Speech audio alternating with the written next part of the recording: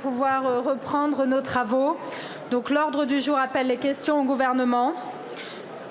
Je vous rappelle que la conférence des présidents a décidé que les 10 premières questions porteraient sur l'Ukraine, que ces questions pourraient avoir une durée maximale de 3 minutes et donneront lieu à une réponse groupée de Madame la Première ministre.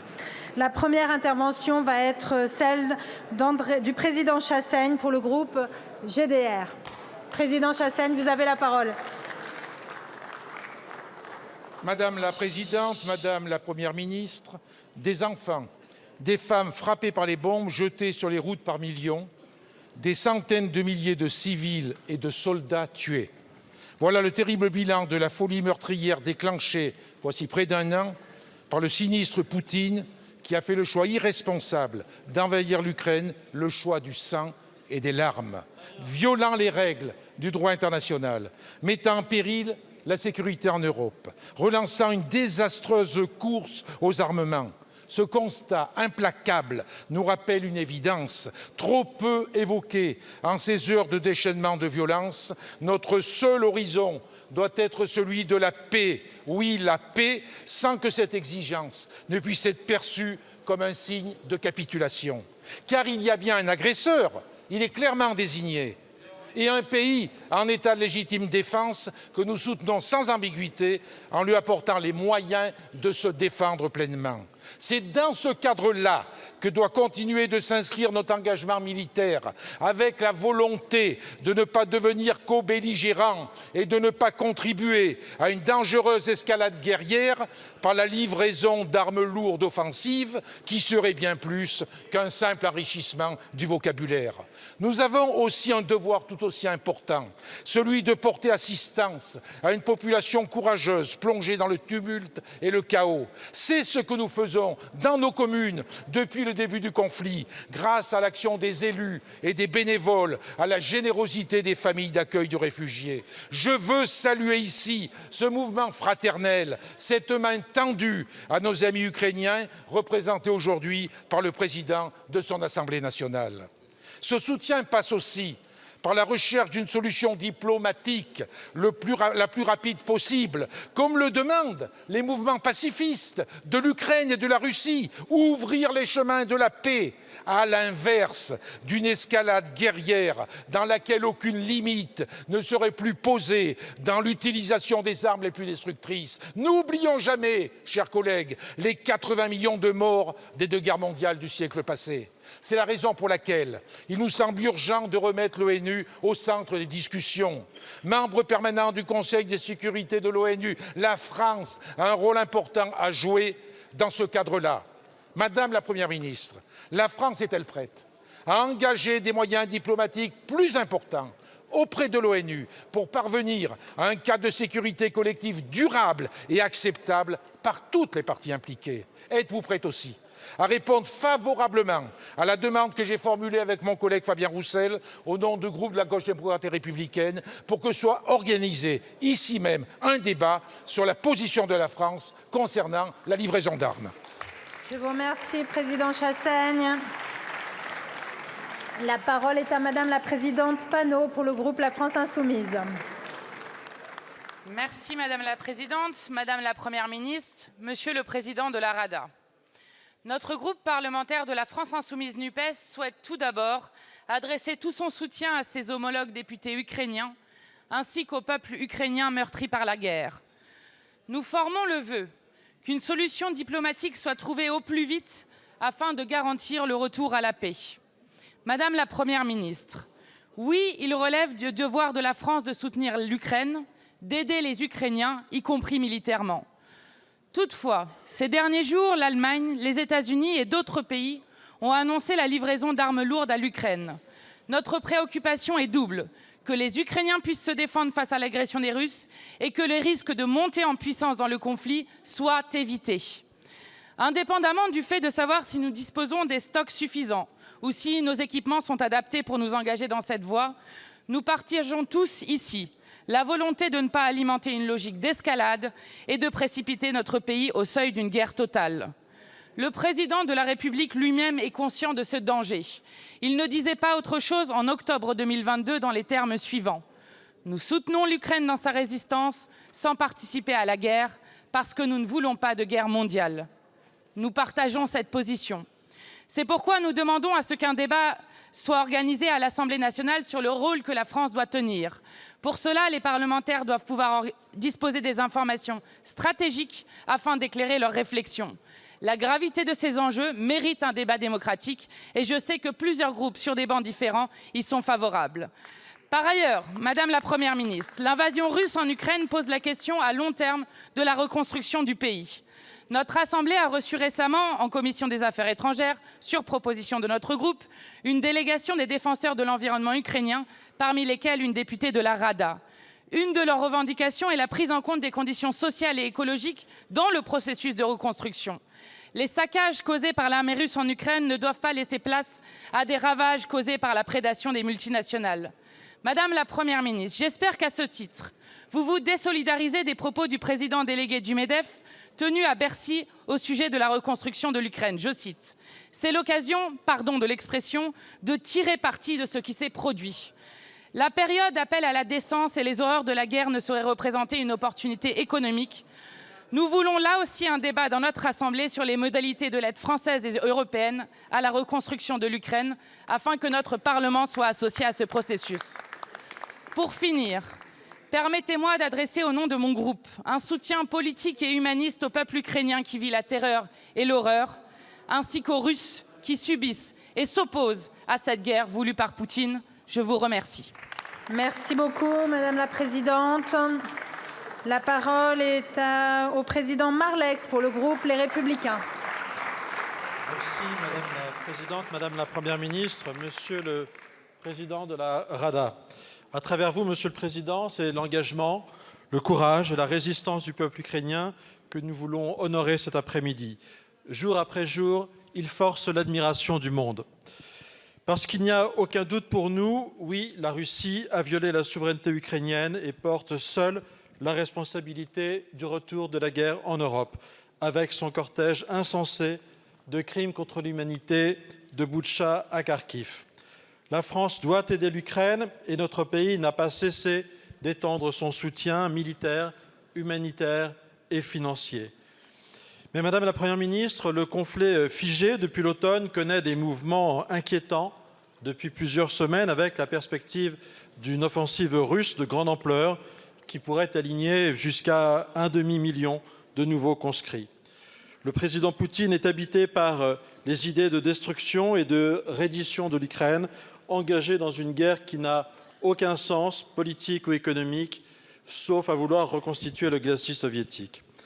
Un fil même ténu de communication avec l'agresseur a été maintenu depuis le début du conflit, mais les espoirs de retrouver une porte de sortie négociée à court terme s'amenuisent devant l'intransigeance russe.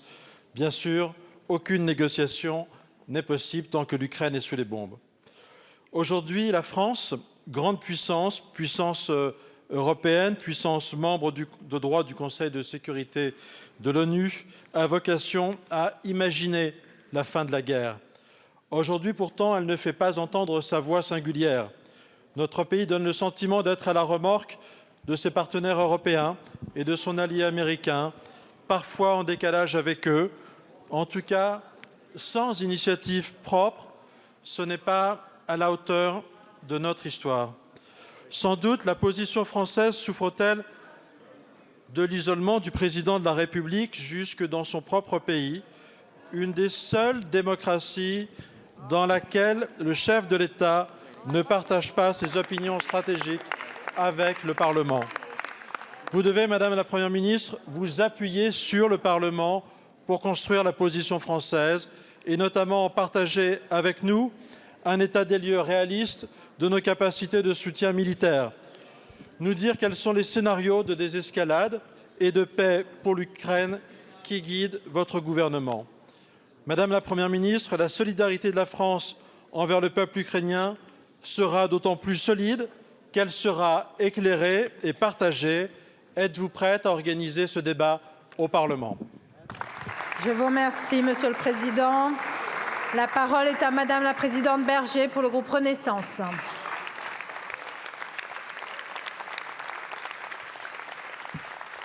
Merci Madame la Présidente, Madame la Première ministre.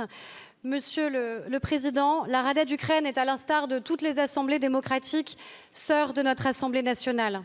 Votre présence aujourd'hui est d'autant plus symbolique que cela fait bientôt 1 an que la Russie a déclenché ce qu'elle refuse encore et toujours à admettre et à appeler une invasion.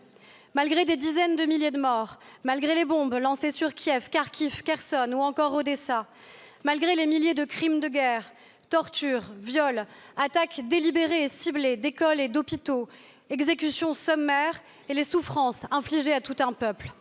Un peuple dont Vladimir Poutine est depuis 1 an le persécuteur et le bourreau systématique. Pourtant, malgré le déséquilibre des forces, malgré l'agression préméditée et massive de l'armée russe, l'Ukraine a tenu. Elle a tenu d'abord grâce au courage de ses citoyens et de ses dirigeants. Elle a tenu aussi parce que nous, oui nous, Français, Européens, démocrates, alliés sans fléchir, nous avons répondu présent. En sanctionnant durement la Russie, quand certains nous demandaient de cesser toute sanction, et malgré le prix à payer, nous avons montré que nos valeurs ne sont pas à vendre.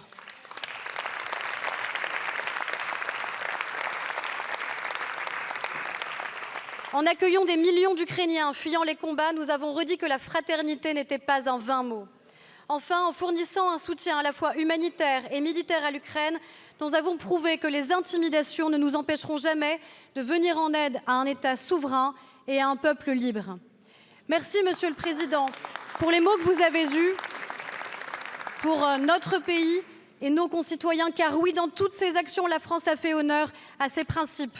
Durant sa présidence de l'Union européenne, en organisant en décembre un sommet qui a permis de récolter des millions d'euros d'aide d'urgence et de reconstruction pour l'Ukraine. La France l'a encore été en début d'année par la voix du président en annonçant la première l'envoi de chars de combat aux forces ukrainiennes.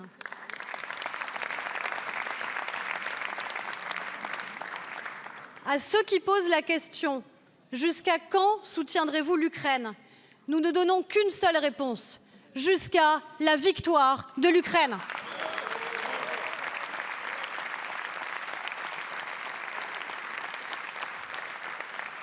Nous serons à vos côtés tant que l'Ukraine n'aura pas recouvré sa pleine souveraineté et les Ukrainiens leur liberté.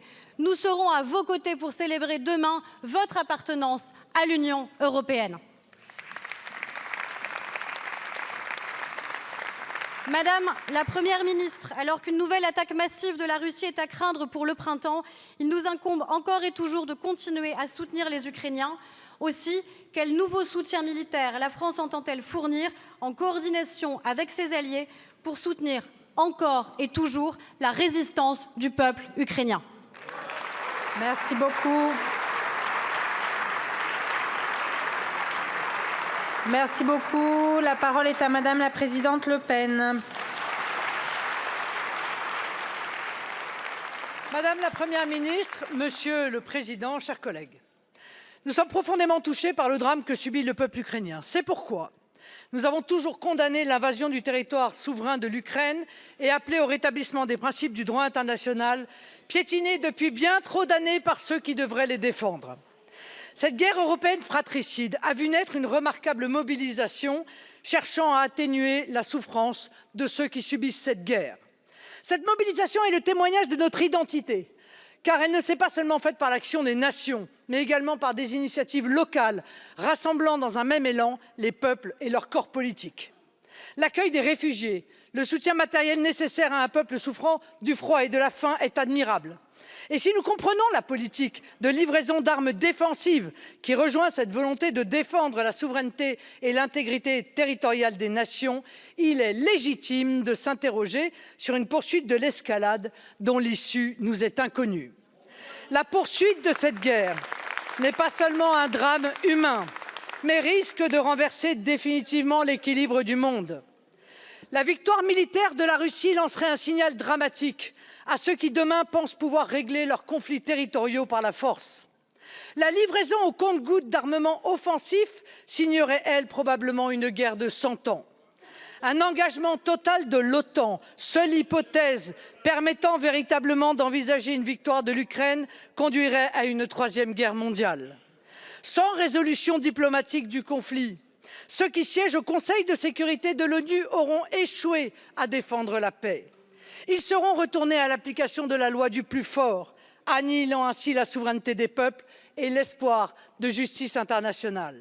C'est pourquoi nous soutenons les actions diplomatiques du gouvernement en faveur de la paix. L'instabilité géopolitique mondiale, conséquence des choix de la Russie, nous oblige à une grande prudence. Ne mésestimons pas les nouvelles alliances de la Russie qui, séparée de l'Europe, est devenue un partenaire privilégié de l'Inde et de la Chine. Alors que la paix a disparu des consciences, il est nécessaire de commencer dès aujourd'hui son édification. Et c'est pourquoi, Madame la Première ministre, je vous demande solennellement si le Président peut faire entendre au monde qu'un espoir demeure en organisant avec l'ensemble des partis une grande conférence pour la paix. Je vous remercie. La parole est au président Marc Angeli pour le groupe Horizon. Merci Madame la Présidente et merci Monsieur le Président pour votre intervention. Votre présence ici nous engage, Monsieur le Président, et je veux, au nom du groupe Horizon et Apparentés que je préside, vous réaffirmer tout notre soutien, comme j'ai d'ailleurs eu l'occasion de le faire chez vous à Kiev en décembre dernier. Madame la Première ministre, presque un an après le début de la guerre en Ukraine, 90 ans après la plus grande famine qu'a connue le pays, voici que ressurgit le spectre de l'Holodomor. Monsieur le Président en a parlé. Une nouvelle fois, la Russie menace la sécurité alimentaire des peuples. C'est donc nécessairement l'affaire de tous. Rappelons qu'avant l'invasion russe, l'Ukraine était le 4e exportateur mondial de maïs et de blé.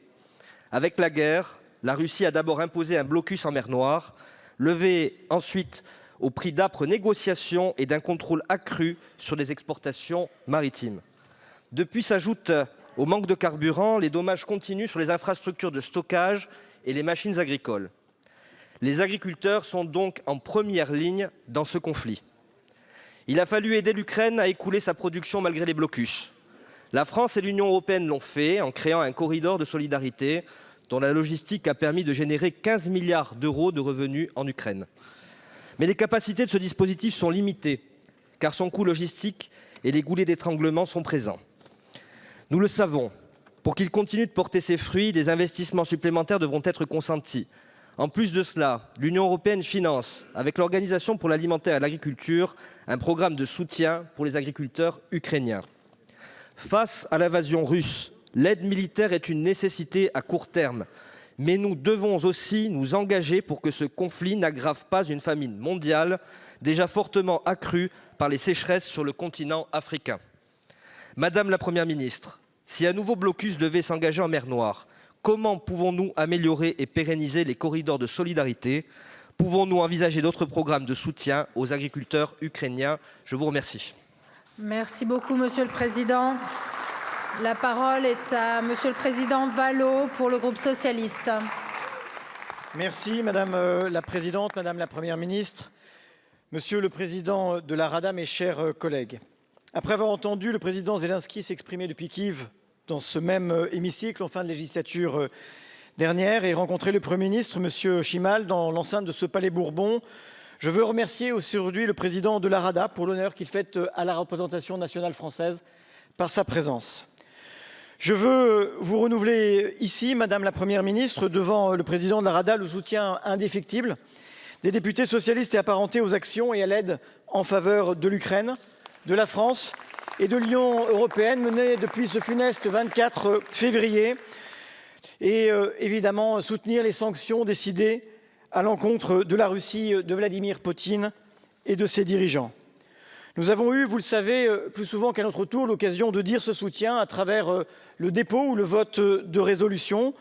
Nous avons pu également le faire de façon plus directe à travers la voix de Valérie Rabault lorsqu'elle vous accompagnait, Madame la Présidente, lors d'un déplacement d'une délégation française en Ukraine. Nous portons aujourd'hui l'espoir, avec beaucoup d'entre vous, et la conviction, je dois le dire, que la victoire contre l'obscurantisme du régime de Poutine est non seulement possible, mais demeure à nous tous nécessaire. Une victoire, je le dis, qui ne pourra être complète que lorsque l'Ukraine aura recouvré sa pleine et entière souveraineté, c'est-à-dire ses frontières internationalement reconnues, celles de 1991. Une victoire qui nécessitera aussi la mise en place d'un tribunal spécial visant à établir et à juger les responsabilités des crimes commis dans cette guerre. Une victoire qui exigera la libération de tous les Ukrainiens déportés en Russie, ainsi que l'indemnisation des crimes accomplis sur son sol. Cependant, Madame la Première ministre, je voudrais aujourd'hui vous interroger sur une autre aide que nous devons à l'Ukraine. Si gagner la guerre est un défi redoutable, gagner la paix civile durable après un tel conflit, n'en est pas moins un défi vertigineux. Aujourd'hui, dans la guerre, l'Ukraine fait montre d'une indéfectible unité nationale et politique qui force l'admiration, mais demain, après la victoire, le pays retrouvera ses divisions politiques, culturelles, comme partout ailleurs existaient avant le conflit. Mais ces divisions se superposeront des cicatrices, les traumatismes de la guerre, l'expérience de l'exil en Europe pour les uns, de l'occupation pour les autres, de la mort aussi, et de la déportation en Russie pour beaucoup. L'expérience de la résistance aux forces d'occupation, ou au contraire, parfois, de supplétifs, et des lois déjà sur les questions de collaboration viennent nous rappeler cette réalité. Des tensions pourraient se faire jour et avec elles une forme d'instabilité. Alors ma question, comment dès lors faire succéder à l'unité dans la guerre, l'unité dans la paix, la concorde et la réconciliation? Madame la Première ministre, comment la France et ses partenaires européens peuvent réussir dans l'adhésion de l'Ukraine à l'Union européenne ce formidable défi de gagner la paix intérieure? Comment les autorités françaises, aux côtés des autorités ukrainiennes, en lien avec les partenaires européens, peuvent-elles anticiper ces défis essentiels? Je vous remercie. Je vous remercie. La parole est au président Bourlanges pour le groupe démocrate.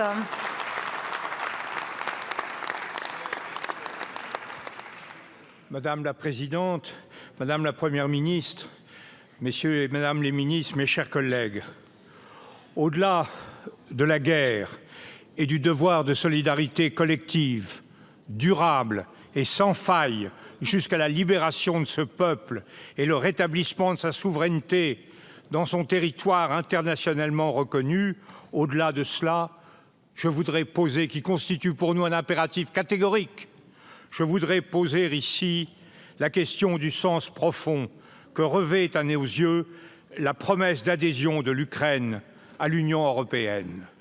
Porte-parole d'un groupe passionnément attaché à la construction de l'Europe, je vous invite, Madame la Première ministre, à tordre le cou à l'idée perverse selon laquelle cette adhésion sonnerait le glas de l'aventure communautaire telle qu'à l'appel des Français et des Allemands, nous l'avons conçue et menée à partir du 9 mai 1950. Nous faisons au MoDem le pari inverse, car nous attendons sur ce grand rendez-vous un double enrichissement de notre projet commun. L'Ukraine nous apprend, par son courage et par son héroïsme, que le droit n'est rien quand la force n'est pas, que l'exemplarité est vaine quand l'esprit de résistance est absent, et que l'union ne sera qu'une apparence si elle ne se donne pas les moyens d'armer ses valeurs. Grâce à vous, chers amis d'Ukraine, nous faisons enfin nôtres les paroles que Thucydide prête à Périclès. Il n'y a pas de bonheur sans liberté, ni de liberté sans vaillance. L'Ukraine nous rappelle au devoir de vaillance, mais nous lui proposons de rejoindre le monde qui lui a toujours été refusé, un monde où la force n'exclut pas le droit, où l'on sait qu'on ne défend vraiment ses intérêts légitimes qu'à la condition de prendre en compte les intérêts légitimes des autres, un monde où les gens s'envisagent au lieu de se dévisager, un monde qui n'ignore pas qu'il n'est pas d'élargissement qui vaille sans un solide renforcement des institutions communes. C'est la rencontre de ces deux exigences qui fera de l'Europe un acteur à part entière. En 1051, Anne de Kiev, fille de Yaroslav le Sage, épousait Henri Ier, le troisième Capétien, et devenait ainsi reine de France. 1000 ans ont passé depuis lors, et la princesse d'Ukraine, naguère lointaine et désormais toute proche, est de retour parmi nous, Puissions-nous, Madame la Première ministre, mes chers collègues, l'accueillir pour ce qu'elle est aujourd'hui vraiment devenue, une immense figure de résistance qui s'est donnée pour mission d'arracher nos peuples désorientés à leur somnolence historique et qui, pour parler comme Malraux, porte aux yeux du monde l'honneur de toute l'Europe comme un invincible songe.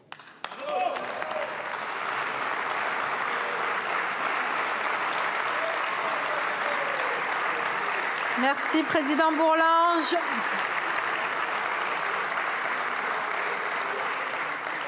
La parole est à Madame la Présidente Châtelain pour le groupe écologiste. Je vous remercie, Madame la Présidente. Madame la Première ministre, Monsieur le Président de la Rada, à travers vous, c'est le peuple ukrainien que je souhaite saluer. Vous qui combattez avec courage, avec force, avec détermination l'invasion russe. Face à vous, le mythe de la puissance russe s'est étiolé. Je tiens, au nom du groupe écologiste, à vous assurer de notre soutien et de notre solidarité. Dans ce combat, l'Ukraine défend nos valeurs, la liberté et la démocratie. Je sais que nous les partageons. C'est l'honneur de la France d'avoir pu accueillir celles et ceux qui ont été arrachés à leur maison, à leur famille et à leurs amis. La Russie de Vladimir Poutine espérait isoler l'Ukraine de l'Europe. Elle nous a fait nous rapprocher. Nos peuples n'ont jamais été aussi liés. Et demain, l'Ukraine, une Ukraine qui aura retrouvé son intégrité territoriale, sera pleinement membre de l'Union européenne. Face au retour de la guerre, l'Union européenne n'a pas failli. Des sanctions ont été prises. La solidarité internationale européenne et française s'est organisée pour fournir de l'aide humanitaire et du matériel militaire. Cette solidarité est indispensable à la victoire. La stratégie de la Russie est de priver l'Ukraine et les Ukrainiens de tout. La Russie les prive d'énergie, elle les prive de soins, elle les prive d'eau potable et elle veut également les priver d'avenir. Car c'est un lieu commun, mais c'est tellement vrai qu'il faut le rappeler, la guerre brise des vies. C'est tout un peuple qui subit les bombardements, les tortures, les viols et la mort. La guerre empoisonne les terres. Ainsi, la dispersion de munitions et l'enfouissement de mines sur plus de 250 km² met en danger la vie des Ukrainiens et empoisonne les sols les plus fertiles d'Europe. La guerre saccage un pays et son patrimoine. 200 000 hectares de forêt ont brûlé, 900 zones naturelles protégées ont été touchées, un tiers des espaces protégés ont été abîmés. Enfin, cette guerre met l'Europe en danger. Les infrastructures nucléaires ukrainiennes sont des cibles répétées, devenues un espace de conflit. Leur sécurité n'est jamais complètement garantie. Le nucléaire est ainsi un danger pour l'Ukraine et pour l'Europe. Le nucléaire est également une arme d'influence. Dans un monde incertain, l'indépendance, et notamment l'indépendance énergétique, est cruciale. Pendant des années, nous avons fait de Poutine un partenaire politique dans nos relations internationales en raison de notre dépendance aux énergies fossiles. Aujourd'hui, l'uranium russe peut toujours être un outil de chantage de la part de la Russie par l'intermédiaire de l'entreprise Rosatom. Nous devons mettre un terme à tout ce qui nous contraint à la dépendance envers la Russie. Madame la Première ministre, alors comment comptez-vous libérer la France de ce levier d'influence russe alors que l'uranium a été exclu de l'embargo décidé à l'encontre de la Russie? Comptez-vous enfin émanciper la France de ses fournisseurs d'uranium autoritaires? Je vous remercie, Madame la Présidente. Et pour terminer, le Président Nejlen pour le groupe Lyot. Merci Madame la Présidente. Madame la Première ministre, Monsieur le Président de la Rada, tout d'abord, je tenais à saluer le courage des Ukrainiennes et des Ukrainiens qui, depuis un an maintenant, vivent sous une menace constante. Et ils ont montré au monde entier ce que l'engagement d'un peuple à défendre son territoire veut dire. Depuis février, la Russie a fait le choix de la guerre. Elle a fait le choix de l'escalade. Et depuis, la France est aux côtés de l'Ukraine. Elle est aux côtés du droit. La France est en soutien à un État voisin, ami, en détresse. Et il est normal que la France prenne toute sa part en soutien à l'Ukraine. C'est ce que nous faisons depuis le début de ce conflit, de manière régulière, de manière appuyée, de manière suivie. Nous apportons un soutien diplomatique, matériel, et nous affirmons notre sincère solidarité envers le peuple ukrainien. Cette aide, elle est nationale, portée par l'État français. mais elle est aussi à tous les niveaux des strates des collectivités. Les communes, les départements et les régions, la région Grand Est en est un parfait exemple. En plus de sa diplomatie, en plus de son aide humanitaire, en plus de son armement, notre pays possède une réelle expertise dans de nombreux autres domaines. Nous comptons de nombreuses entreprises françaises dont les compétences peuvent et doivent être mises au service de cette cause. Il faut mobiliser nos acteurs économiques afin de venir en aide à la population civile ukrainienne, afin de bâtir la paix. Car après les temps de guerre viennent les temps de paix, et c'est ce temps que nous appelons de nos vœux. Dès maintenant, il faut identifier les besoins du peuple ukrainien, viser les secteurs prioritaires, reconstruire les infrastructures civiles détruites, qu'il s'agisse de l'accès à l'énergie, à l'eau, au secteur agroalimentaire, à celui de la santé, de l'éducation, du transport. Ainsi, Madame la Première ministre, mes questions sont simples. Comment se positionne la France aujourd'hui pour son intégration à l'effort et à l'urgence de reconstruction de l'Ukraine, maintenant, mais aussi sur le moyen et le long terme? Et comment se coordonne-t-elle au niveau de l'Union européenne? Je vous remercie. La parole est à Madame la Première ministre.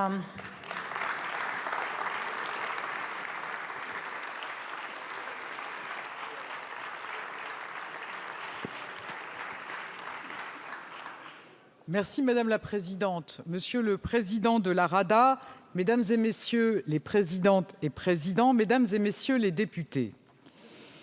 Il y a près d'un an, la Russie lançait une offensive sur l'Ukraine. Une attaque fondée sur des mensonges, au mépris de toutes les règles du droit international. Une attaque brutale et meurtrière. Depuis près d'un an, l'Ukraine subit les assauts et les bombardements russes. Civils, hôpitaux, écoles et même convois humanitaires sont ciblés. Mais depuis près d'un an, l'Ukraine résiste, tient et repousse les forces russes. Monsieur le Président Rouslan Stefantchouk, je veux saluer votre présence à l'invitation de la présidente Yaël Braun-Pivet. À travers vous, je veux dire mon respect et mon admiration pour le courage exceptionnel des forces armées et du peuple ukrainien.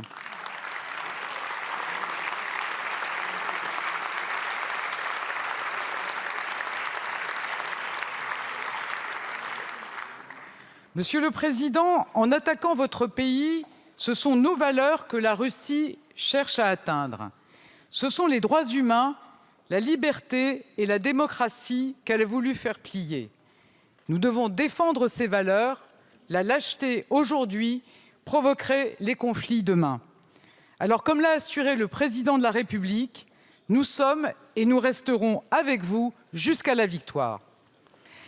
Mesdames et Messieurs les députés, le soutien de la France, de l'Europe et des alliés passe d'abord par des livraisons d'armement.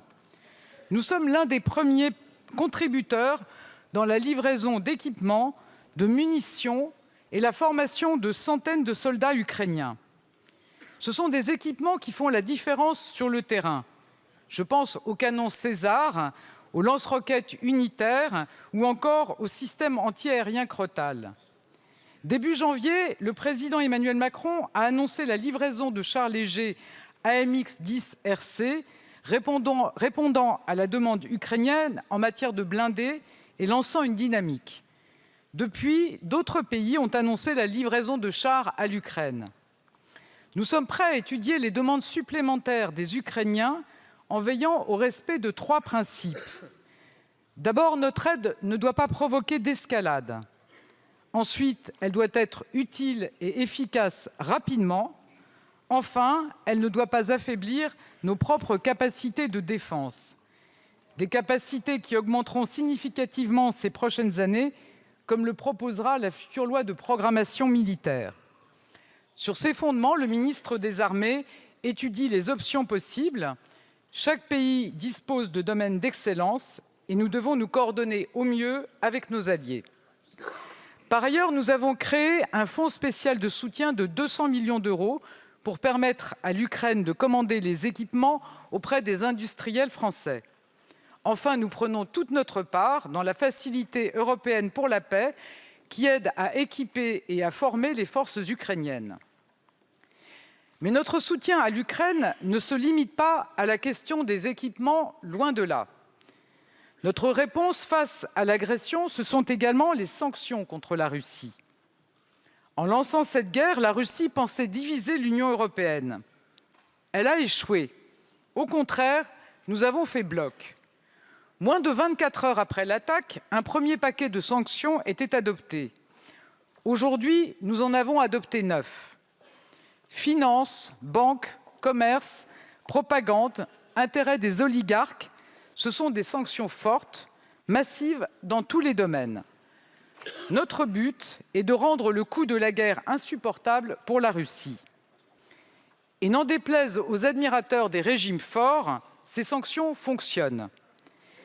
Paralysie du système productif, difficulté à réorienter les exportations, difficulté d'approvisionnement, la récession russe devrait atteindre 5,5% en 2023 selon l'OCDE. Bien sûr, cette guerre a des conséquences sur nos compatriotes.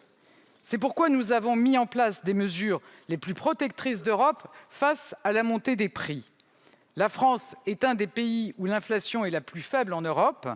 Et avec le gouvernement, nous continuerons à protéger nos compatriotes contre les conséquences du conflit.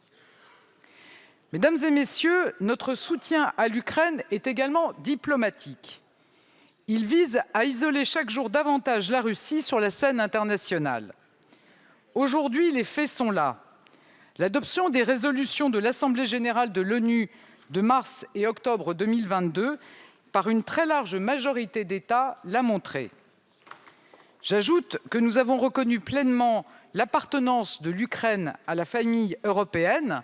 Je pense notamment à la décision historique du Conseil européen de juin qui lui a accordé le statut de candidat à l'unanimité. Mais notre soutien est aussi humanitaire. Plus de 275 millions d'euros ont été mobilisés et 2700 tonnes de matériel livrées par la France. La conférence solidaire avec le peuple ukrainien organisée à l'initiative du président de la République en décembre dernier à Paris a permis de recueillir 1 milliard d'euros d'engagements nouveaux concentrés sur l'aide d'urgence pour permettre à l'Ukraine de passer l'hiver. Pour sa part, la France a donné la priorité au secteur énergétique, avec notamment la fourniture de générateurs électriques de haute puissance ou encore de millions d'ampoules LED à l'Ukraine. La conférence a également abouti à la mise en place du mécanisme de Paris, qui permet de faire le lien entre les demandes exprimées par les autorités ukrainiennes et les dons internationaux. Ce soutien humanitaire va de pair avec l'accueil sur notre territoire de personnes fuyant la guerre. Plus de 100 000 ressortissants ukrainiens ont été accueillis et près de 20 000 enfants scolarisés. Et je veux saluer ici la mobilisation des associations, des ONG, des collectivités et de nos concitoyens. J'ajoute que l'Europe a été au rendez-vous. La protection temporaire a été accordée aux déplacés ukrainiens. C'était une première. Enfin, notre soutien s'est accompagné dès maintenant la reconstruction de l'Ukraine. À la conférence de Lugano début juillet, nous avons décidé de parrainer la reconstruction de l'oblast de Tchernihiv selon le mécanisme proposé par le président Zelensky. Une plateforme sur la reconstruction réunit désormais les membres du G7 et les institutions financières internationales. Nous y prenons toute notre part.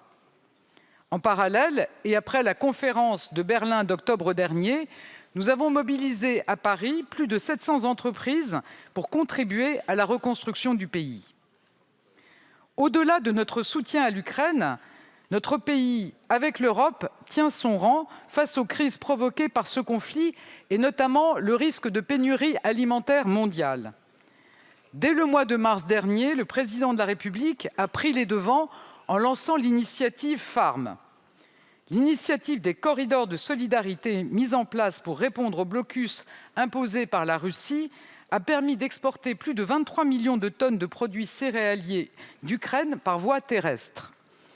Avec les exportations permises par l'initiative céréalière en mer Noire, ce sont plus de 37 millions de tonnes de produits agricoles qui ont été exportés vers le marché mondial. Dans le même temps, nous soutenons les efforts de la Roumanie en soutenant les capacités logistiques de navigation dans les ports de Galați et de Sulina. Nous livrerons prochainement une première pilotine. Mesdames et messieurs les députés, pour être efficace, notre action doit être coordonnée. Sur tous les sujets, elle s'inscrit dans un cadre européen. Dans ce contexte, je me réjouis qu'un sommet entre l'Union européenne et l'Ukraine se tienne ce vendredi 3 février. Il sera l'occasion de réaffirmer le caractère indéfectible de notre soutien, qui se chiffre aujourd'hui à près de 50 milliards d'euros, tous sujets confondus. Et surtout, ce sommet sera l'occasion de rappeler notre volonté commune de poursuivre et d'intensifier notre action. Mesdames et messieurs les députés, nous resterons aux côtés de l'Ukraine tout au long du conflit. Mais la paix se construira autour d'une table de négociation. Nous saluons et nous soutenons la proposition de paix en 10 points du président Zelensky. Une fois de plus, l'Ukraine cherche les conditions de la paix quand la Russie entretient les conditions de la guerre. Avec l'Europe, avec les alliés, nous serons jusqu'au bout aux côtés des Ukrainiens, jusqu'au bout pour défendre nos valeurs et jusqu'au bout, nous protégerons les Français des conséquences de la guerre. Je vous remercie. Merci beaucoup.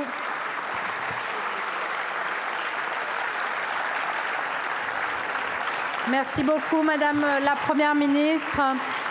Merci au président Stefanchuk.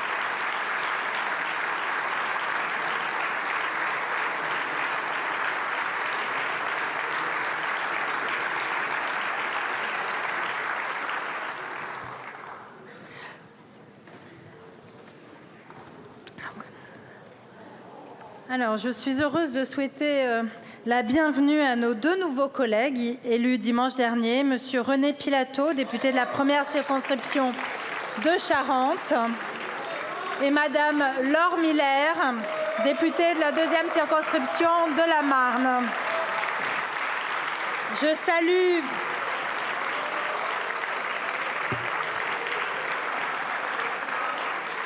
et je salue également la réélection de Monsieur Bertrand Petit, député de la 8e circonscription du Pas-de-Calais.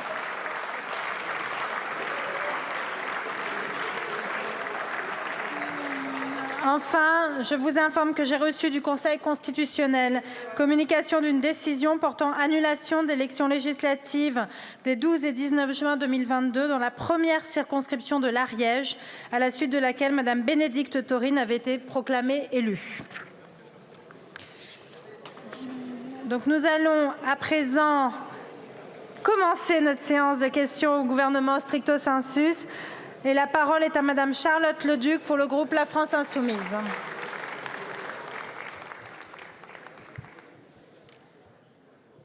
Merci Madame la Présidente. Mesdames et Messieurs les ministres, chers collègues, ma question s'adresse à Madame la Première ministre. Vendredi dernier, le collectif Nos services publics publiait une note qui a de quoi nous laisser perplexes, notamment en ce jour où nos concitoyens déferlent par millions dans la rue pour vous dire en effet que le retrait de votre réforme n'est pas négociable. Cette note est intitulée « Le déficit est-il artificiellement gonflé pour justifier la réforme ?» Le déficit de notre système de retraite par répartition qui vous sert d'épouvantail pour justifier de voler les 2 plus belles années de retraite à l'ensemble de nos compatriotes, ce déficit dépend pour une part significative de l'emploi public. Plus de masse salariale publique, c'est plus de cotisations dans les caisses de retraite des fonctionnaires territoriaux et hospitaliers. Or, entre juin 2021 et septembre 2022, les projections d'emploi public produites par Bercy, par vos services et transmises au corps pour réaliser ces calculs ont été très fortement dégradées. Ces projections prévoient en effet pour la fonction publique d'État et territoriale l'impossibilité de recruter au-delà du remplacement des départs pendant toute la durée du quinquennat, soit une rigidification des recrutements dans les services publics inédite depuis 2012. Concernant les salaires, les hypothèses retenues par le gouvernement prévoient un quasi-gel des rémunérations sur toute la durée du quinquennat, donc en réalité avec l'inflation, une baisse de près de 11% de la rémunération réelle des fonctionnaires entre 2022 et 2027. Si la masse salariale publique évoluait comme la masse salariale totale, publique et privée, la moitié du déficit des retraites serait comblée à horizon 2030, avec plus 3,3 milliards d'euros de cotisations. Alors, Madame la Première ministre, maintenant je vous pose clairement la question. Envisagez-vous de mettre en danger le fonctionnement de nos services publics déjà à l'os, tout en rabotant drastiquement le pouvoir d'achat des fonctionnaires déjà dans la galère, ou justifiez-vous votre réforme injustifiable et brutale par un déficit artificiellement gonflé et dramatisé? Où se situe votre mensonge? Je vous remercie. La parole est à Monsieur Olivier Dussopt, ministre du Travail, du Plein Emploi et de l'Insertion. Madame la Présidente, Mesdames et Messieurs les députés, Madame la députée Leduc, permettez-moi d'apporter une réponse d'abord à votre question précise et de revenir sur ce qui sous-tend peut-être l'idée générale de celle-ci. Vous évoquez la question des hypothèses en matière d'évolution de la rémunération des agents publics telles que retenues dans le rapport du corps. D'abord un mot pour dire que concernant les hypothèses d'évolution de la rémunération de la fonction publique et des effectifs. Pour ce qui concerne la fonction publique territoriale et la fonction publique hospitalière, le corps a retenu les mêmes hypothèses que dans ses rapports précédents, qu'il n'y a pas de difficulté majeure en matière de choix des hypothèses et que la Caisse nationale de retraite en charge de la fonction publique et de la hospitalière et territoriale accuse, il est vrai, un déficit de 6 à 8 milliards d'euros alors qu'elle couvre, si vous me permettez, 10% de la population active et à peu près 10% des retraités. Pour ce qui concerne la fonction publique d'État, l'argument que vous souhaitez déployer ne tient pas. Il ne tient pas puisque l'État assure l'équilibre du régime de retraite des fonctionnaires de l'État. Il l'assure à tel point que l'État a un taux de cotisation qui est à plus de 35% à plus de 75% pour les agents administratifs, à plus de 125% pour les personnels militaires. Quelles que soient les variations de rémunération des agents publics, il n'y a pas d'impact sur le solde du système de retraite. Une fois que j'ai dit cela, et j'espère vous avoir convaincu que vos arguments ne tiennent pas, votre question me permet simplement de rappeler que cette réforme est nécessaire. Nécessaire pour une seule raison. Nous avions dans les années 70 3 cotisants pour un retraité. Nous sommes aujourd'hui à 1,7 pour un retraité. Nous serons demain à 1,2 cotisants pour un retraité. Et cela se traduit dans les chiffres avec un déficit qui, dès 2023, est à 1,8 milliard d'euros par an et qui va se creuser année après année pour atteindre 12,5 milliards d'euros par an en 2027 et 25 milliards d'euros en 2035. Si on ne fait rien, Madame la députée, en 10 ans, c'est 150 milliards d'euros de dettes supplémentaires. Notre responsabilité, et c'est celle que nous allons tenir, c'est de sauver le système par répartition. Je vous remercie, Monsieur le Ministre.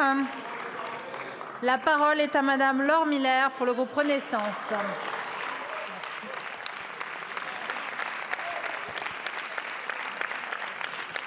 Madame la Présidente, mes chers collègues, ma question s'adresse à Monsieur le Ministre Christophe Béchu, en charge de la transition écologique. Au préalable, permettez-moi juste quelques instants d'exprimer ma fierté d'être à vos côtés aujourd'hui pour la première fois. Exprimer aussi une forme de satisfaction de voir le Rassemblement national reculer dans notre hémicycle. Et également, évidemment, ma reconnaissance à l'égard des électeurs de la 2e circonscription. C'est un mandat évidemment qui m'honore mais surtout qui m'oblige. Ma question elle porte sur un domaine dans lequel nous sommes majorité très engagés, particulièrement engagés, c'est celui de la préservation de l'environnement et plus particulièrement de l'amélioration de la qualité de l'air. Je veux évoquer la question de la zone à faible émission.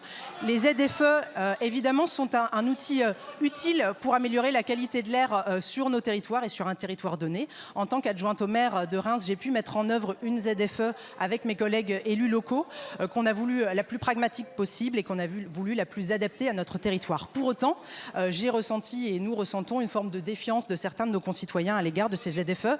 Une défiance d'ailleurs largement instrumentalisée et alimentée par le Rassemblement national à l'occasion de l'élection législative qui vient de se passer. Ils ont choisi là un nouveau cheval de bataille pour opposer les Français les uns aux autres, les ruraux aux habitants de nos villes, pour opposer les habitants, les Français les plus modestes aux Français qui ont davantage de moyens, et pour opposer également deux objectifs que sont l'amélioration de la qualité de l'air, un objectif de santé publique, avec celui de la libre circulation de nos concitoyens. Ma question est donc claire, Monsieur le Ministre, et simple. Comment est-ce qu'on peut améliorer, comment est-ce qu'on peut surtout accompagner nos concitoyens dans la mise en œuvre de ces ZFE pour faire en sorte voilà, que nos concitoyens puissent considérer que c'est une mesure juste, donc d'accompagner en particulier les plus modestes d'entre nous, d'accompagner aussi les habitants de notre belle ruralité, et pour faire en sorte qu'on puisse concilier les deux objectifs de santé publique et de préservation.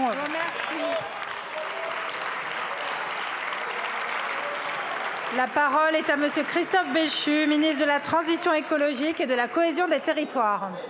Madame la Présidente, Mesdames et Messieurs les députés, Madame la députée Miller.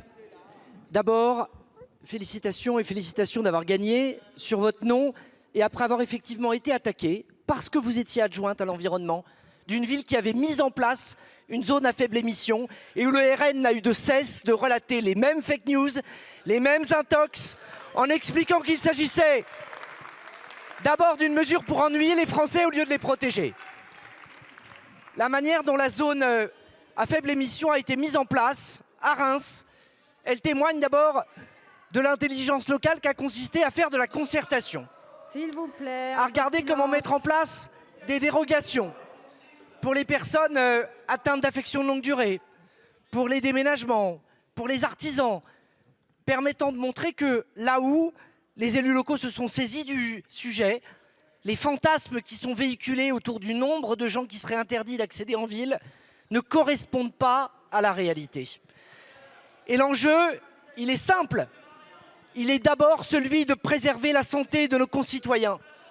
Vous l'avez rappelé, 47 000 morts de la pollution atmosphérique, 2 à 3 ans de perte d'espérance de vie.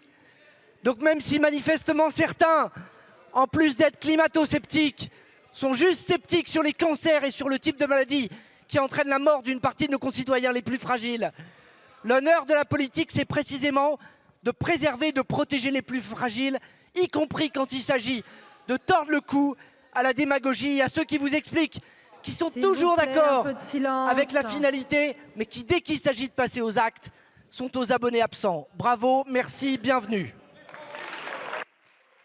Merci, Monsieur le Ministre. Un peu de silence, s'il vous plaît. La parole est à Monsieur Meyer Habib pour le groupe Les Républicains. Merci Madame la Présidente, Madame la Première ministre. Vendredi dernier, nous commémorions le 78e anniversaire de la libération du camp d'Auschwitz.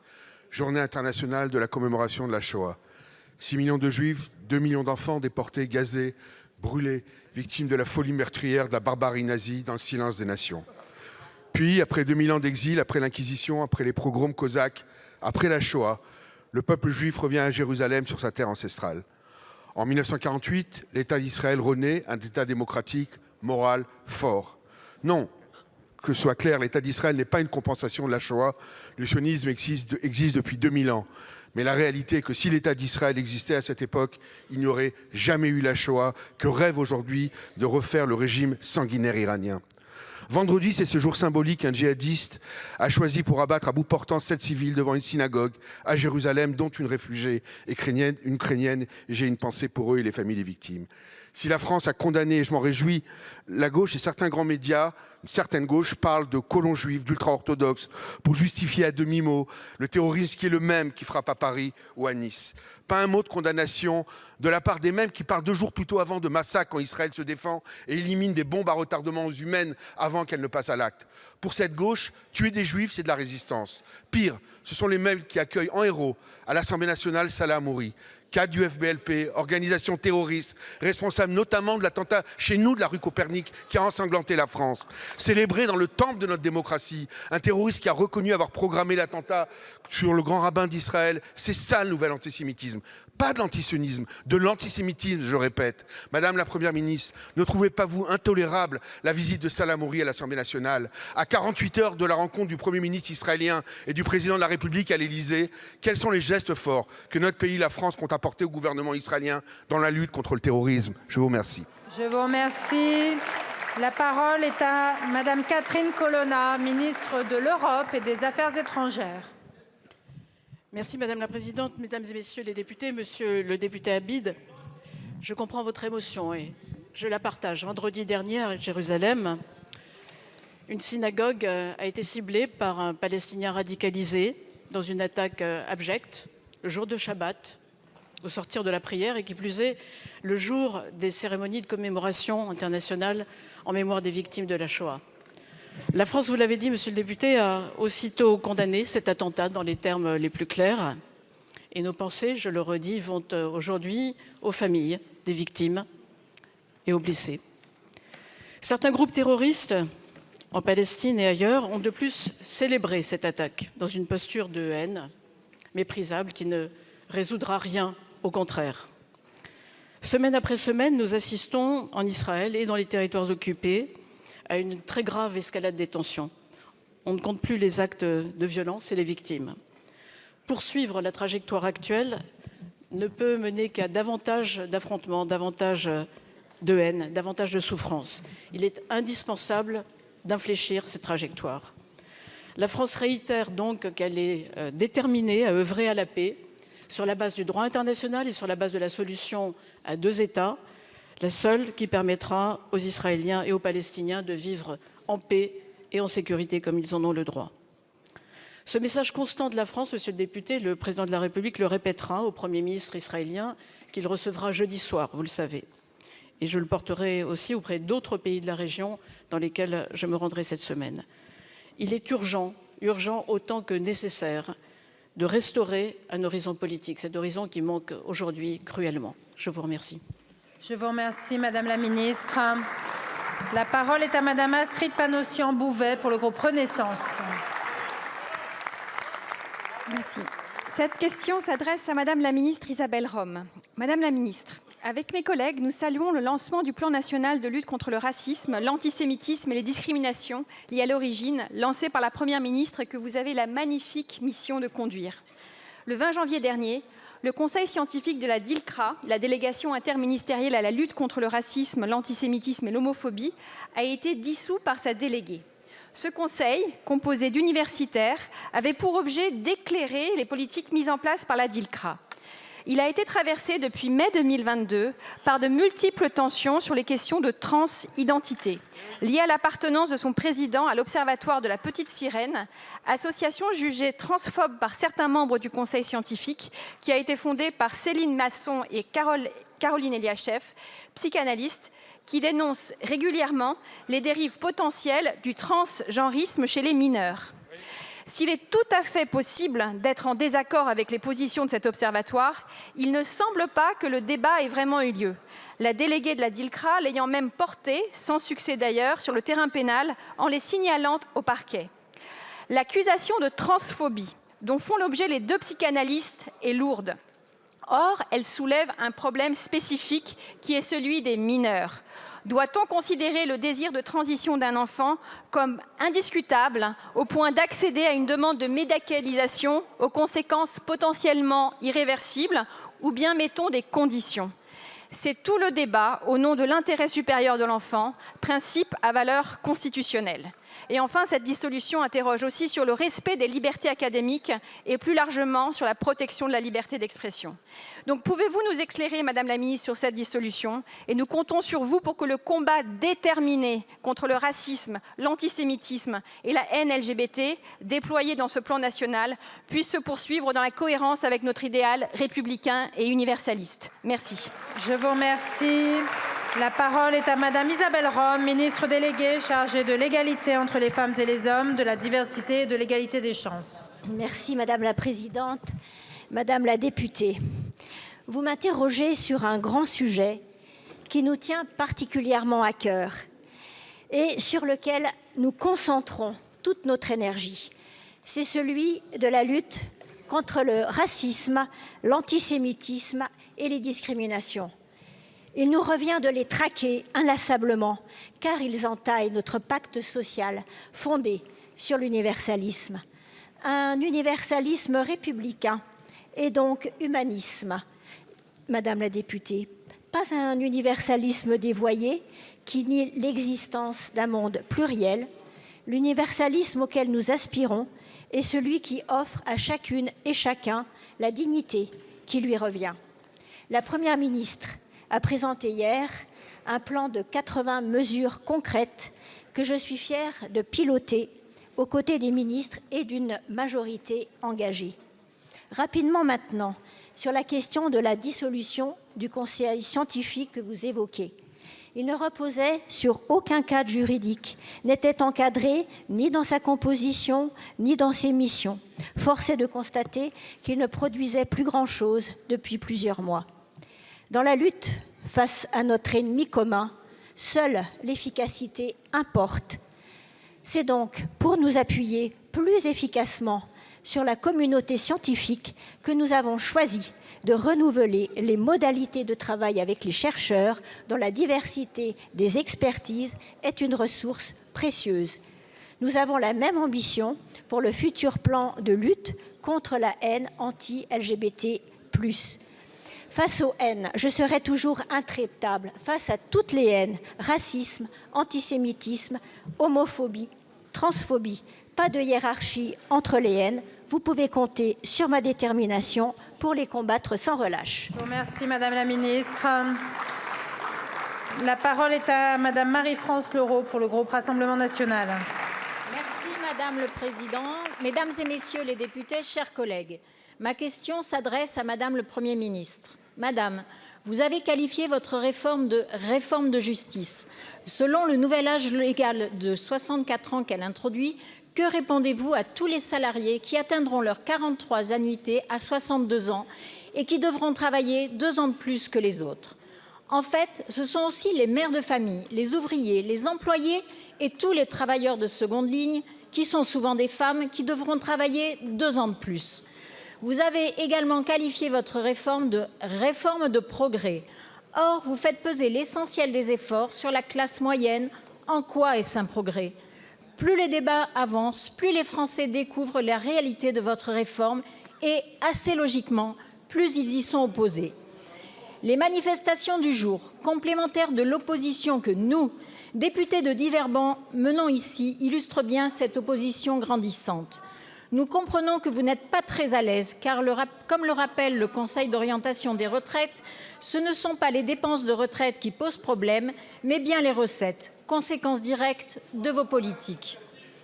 Et comme si cela ne suffisait pas, après avoir délocalisé l'industrie française et ses emplois, après avoir détruit la productivité base de notre modèle de retraite par répartition, le gouvernement continue de tirer les salaires vers le bas, avec le futur texte sur l'immigration et son titre de séjour, métier en tension, aggravant la paupérisation de notre pays et de nos travailleurs, puisque nous avons appris il y a quelques jours 2 chiffres illustrant votre politique migratoire.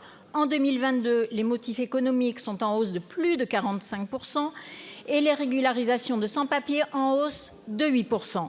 Madame, au lieu de servir les desiderata de la Commission européenne et derrière le lobby des fonds de pension, pourriez-vous, s'il vous plaît, écouter l'appel à l'aide des Français en leur épargnant cette réforme? Je vous remercie. Je vous remercie. La parole est à Monsieur Olivier Dussopt, ministre du Travail, du Plein Emploi et de l'Insertion. Merci, Madame la Présidente, Madame la députée Leroux. Vous interrogez, Madame la Première ministre et le gouvernement sur la réforme des retraites et sur le relèvement progressif de l'âge d'ouverture des droits de 62 à 64 ans. Est-ce que c'est un effort? Oui. C'est un effort qui est demandé aux Français pour garantir la pérennité du système par répartition. C'est un effort de travail supplémentaire. Et l'objectif que nous poursuivons depuis le début des concertations avec la Première ministre est de faire en sorte que cet effort soit le plus justement réparti. Vous avez dans votre question évoqué un point en particulier qui est la durée de cotisation. Et vous avez évoqué une génération en disant mais que répondez-vous à celles et ceux qui, au moment où ils atteindront l'âge légal, auront cotisé peut-être plus longtemps que la durée exigée. C'est une situation que nous connaissons déjà, Madame la députée. Aujourd'hui, dans le système tel que nous le connaissons, chaque année, nous avons 800 000 départs à la retraite. Sur ces 800 000 départs à la retraite, 180 000 assurés ont un nombre de trimestres, un nombre d'années supérieur à ce qui est requis. Et lorsque nous nous retournons quelque peu sur le temps et sur le passé, avant 2003, avant la création des carrières longues, l'âge de départ à la retraite était fixé à 60 ans. La durée de cotisation à 37 ans et demi. Ceux qui commençaient leur carrière à 23 ans partaient autour de 60 ans et demi en ayant travaillé exactement le temps requis. Et puis ceux qui commençaient à 15 ans, à 14 ans, travaillaient 45 ou 46 ans pour avoir droit au départ à la retraite à 60 ans de la même manière. Les carrières longues ont permis d'amortir, de diminuer cet écart. Et depuis, chaque réforme a permis de diminuer l'écart entre le minimum de cotisation requis et la durée de cotisation effectuée par un certain nombre d'assurés. Il y a parfois dans le débat une tentation ou une facilité, et je ne lis pas par rapport à votre question, qui consisterait à imaginer que la durée de cotisation requise est un plafond. En réalité, c'est un plancher. C'est un plancher parce que dans notre système, depuis qu'il a été créé, la durée de cotisation pour avoir droit à un taux plein est une durée plancher. Et nous avons, je le disais, maintenant, un quart des assurés qui travaillent déjà plus que cette durée de cotisation. Cela fait partie de ce système-là. Tout ce que nous avons fait avec la Première ministre, c'est de réduire un maximum l'écart pour établir un maximum d'égalité. Je vous remercie, Monsieur le ministre. La parole est à Madame Delphine Lingemann pour le groupe démocrate. Madame la Présidente, chers collègues, ma question s'adresse au ministre de la Transition écologique et de la cohésion des territoires. Je souhaite y associer ma collègue Laurence Vichniewski ainsi que les parlementaires du Puy-de-Dôme et l'association Objectif Capital. Le prochain rapport du COI, Conseil d'orientation des infrastructures, présidé par notre collègue David Valence, sur la période 2023-2032 est très attendu, à tel point que certains extraits sont d'ores et déjà connus. L'Auvergne est le territoire métropolitain le plus mal relié à la capitale sur le plan ferroviaire. 3h30. 3h30 pour relier Clermont à Paris quand tout va bien. En effet, de nombreuses défaillances techniques liées au vieillissement du matériel roulant et des infrastructures provoquent des retards fréquents, soulevant la colère des usagers. Victime de décennies de sous-investissements structurels et de promesses d'investissement non tenues, l'axe ferroviaire Clermont-Paris fait pourtant partie des 3 lignes structurantes des trains d'équilibre des territoires. L'État s'est engagé financièrement à hauteur de 760 millions d'euros jusqu'en 2026. Mais pour diverses raisons, des retards sont pris sur la régénération de la ligne et les livraisons de nouvelles rames. Agir au plus tôt pour garantir une ligne de qualité, durable et efficace est une question de survie pour notre territoire. D'autant plus que, selon le rapport du COI, l'engagement de l'État semblerait se terminer en 2026. Or, nous avons besoin de poursuivre les investissements pour moderniser la ligne et faire passer le temps de trajet à 2h30. La grande vertu du rapport du COI sera de mettre sur table une liste de priorités et une nouvelle programmation, avait ainsi déclaré le ministre des Transports le 5 octobre dernier au Sénat. Mes questions sont simples. Est-ce que la ligne structurante Clermont-Paris fait partie des priorités de l'État au-delà de 2026? Est-elle inscrite dans un programme de modernisation? Enfin, si tel est le cas, pouvez-vous nous apporter des éléments de précision? Je vous remercie. Merci beaucoup. La parole est à Monsieur Christophe Béchu, ministre de la Transition écologique et de la cohésion des territoires. Madame la Présidente, Mesdames et Messieurs les députés, Madame la députée Lingemann, j'ai le plaisir de vous répondre en l'absence de Clément Beaune, que vous aviez interpellé. D'abord pour vous rappeler, mais vous le savez, que le 24 février, dans quelques jours, le comité annuel de suivi va se réunir à nouveau et que désormais, un comité régulier de suivi, pas seulement tous les ans, mais qui associe l'ensemble des parlementaires des départements traversés existe et qu'après une visite à Clermont, une visite à Vichy pour faire en sorte d'en coordonner l'ensemble des actions, Clément Beaune a précisément pris l'engagement de vous tenir régulièrement informé de là où nous en sommes par rapport au retard que vous évoquez. C'est 1,1 milliard d'euros à la minute où nous parlons qui sont globalement prévus pour le soutien à la régénération et à l'amélioration du confort des usagers.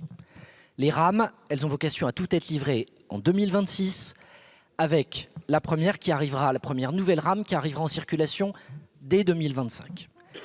Malgré les incidents liés à ces retards de régénération, la régularité s'est améliorée sur le premier semestre.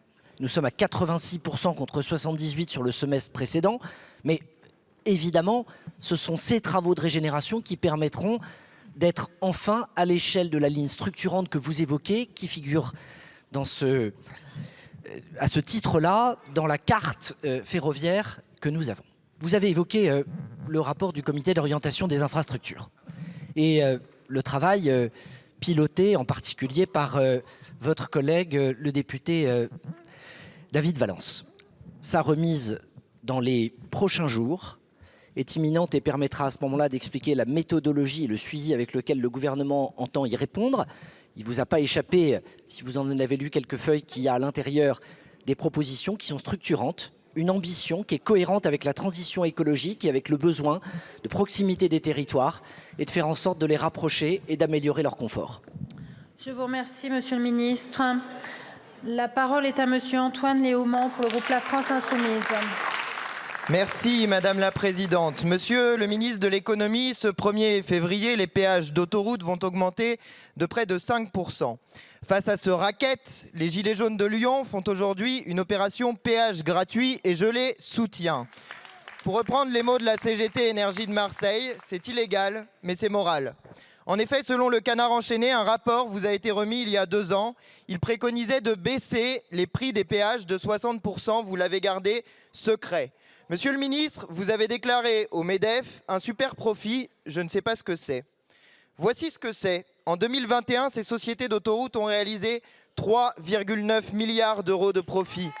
Que font ces entreprises de ces super profits? Augmentent-elles les salaires? Non. Elles donnent tout aux actionnaires. 3,3 milliards en 2021, soit 85% des bénéfices. Jean-Luc Mélenchon a donc raison. Oui, accumuler ces milliards sur le dos des Français est immoral. Oui, ces actionnaires sont des parasites. Aussi, Monsieur le ministre, voici mes 3 questions. Premièrement, vous engagez-vous à rendre public le rapport sur les sociétés d'autoroutes que vous gardez secret? Deuxièmement, avez-vous personnellement ou parmi les membres de votre gouvernement des conflits d'intérêts avec ces entreprises qui expliqueraient un tel laxisme? Enfin, allez-vous faire cesser le racket des automobilistes? 3 questions, Monsieur le ministre, et un conseil. Renationaliser les autoroutes comme le proposait Jean-Luc Mélenchon. 77% des Français y sont favorables. Faites respecter enfin l'intérêt général et la volonté du peuple contre l'intérêt privé et l'égoïsme des riches. Je vous remercie. La parole est à Christophe Béchu, ministre de la Transition écologique et de la cohésion des territoires. J'ai bien noté que votre question s'adressait à Bruno Le Maire. Je vais vous apporter la réponse au sujet que vous évoquez. D'abord, oui, le 1er février, conformément aux clauses qui sont prévues dans les contrats, il y aura une augmentation des péages, puisque ces contrats prévoient une indexation sur l'inflation qui n'est pas totalement répercutée, à la fois compte tenu de ce que le gouvernement a souhaité, et même une clause différentielle pour que les véhicules électriques ne voient non seulement pas les péages augmenter, mais diminuer, puisque ce sera 5% de baisse au titre de la transition écologique. Mais j'ai bien compris que l'essentiel de votre question n'était pas là-dessus.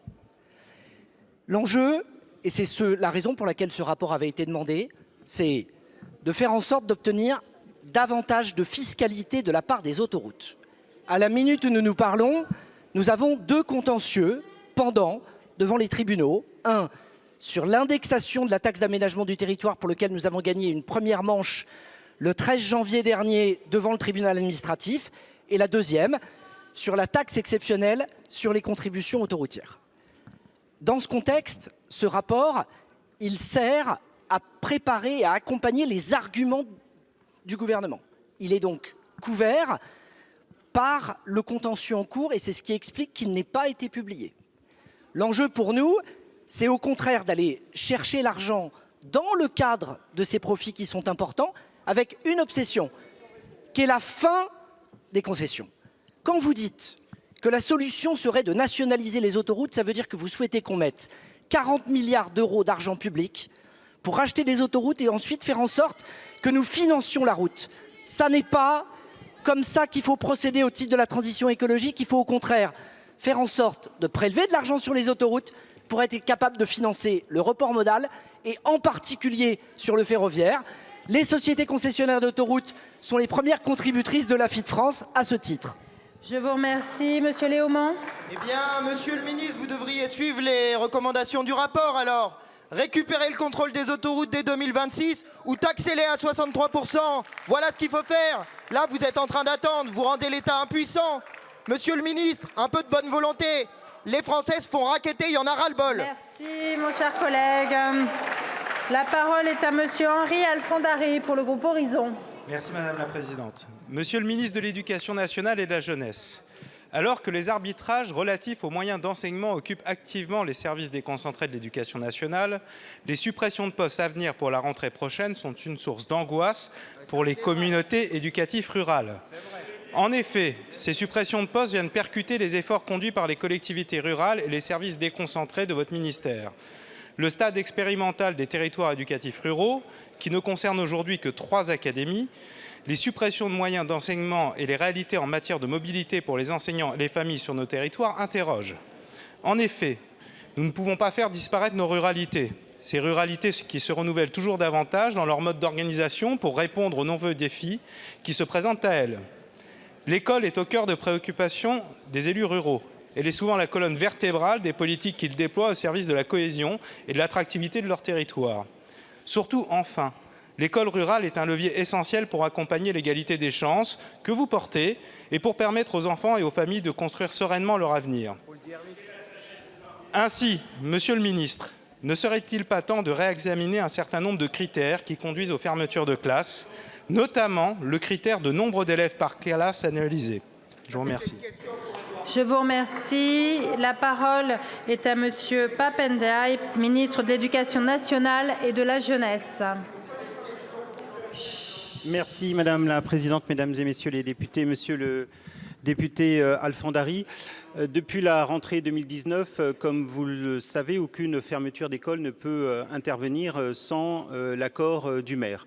Par ailleurs, comme vous l'avez également indiqué, nous faisons face à une baisse démographique importante de 90 000 à 100 000 élèves de moins chaque année à la rentrée 2023 et ainsi de suite, pour un total d'environ un demi-million d'élèves sur l'ensemble du quinquennat. Dans votre département d'Indre-et-Loire, ce sont 756 élèves en moins que nous aurons à la rentrée 2023.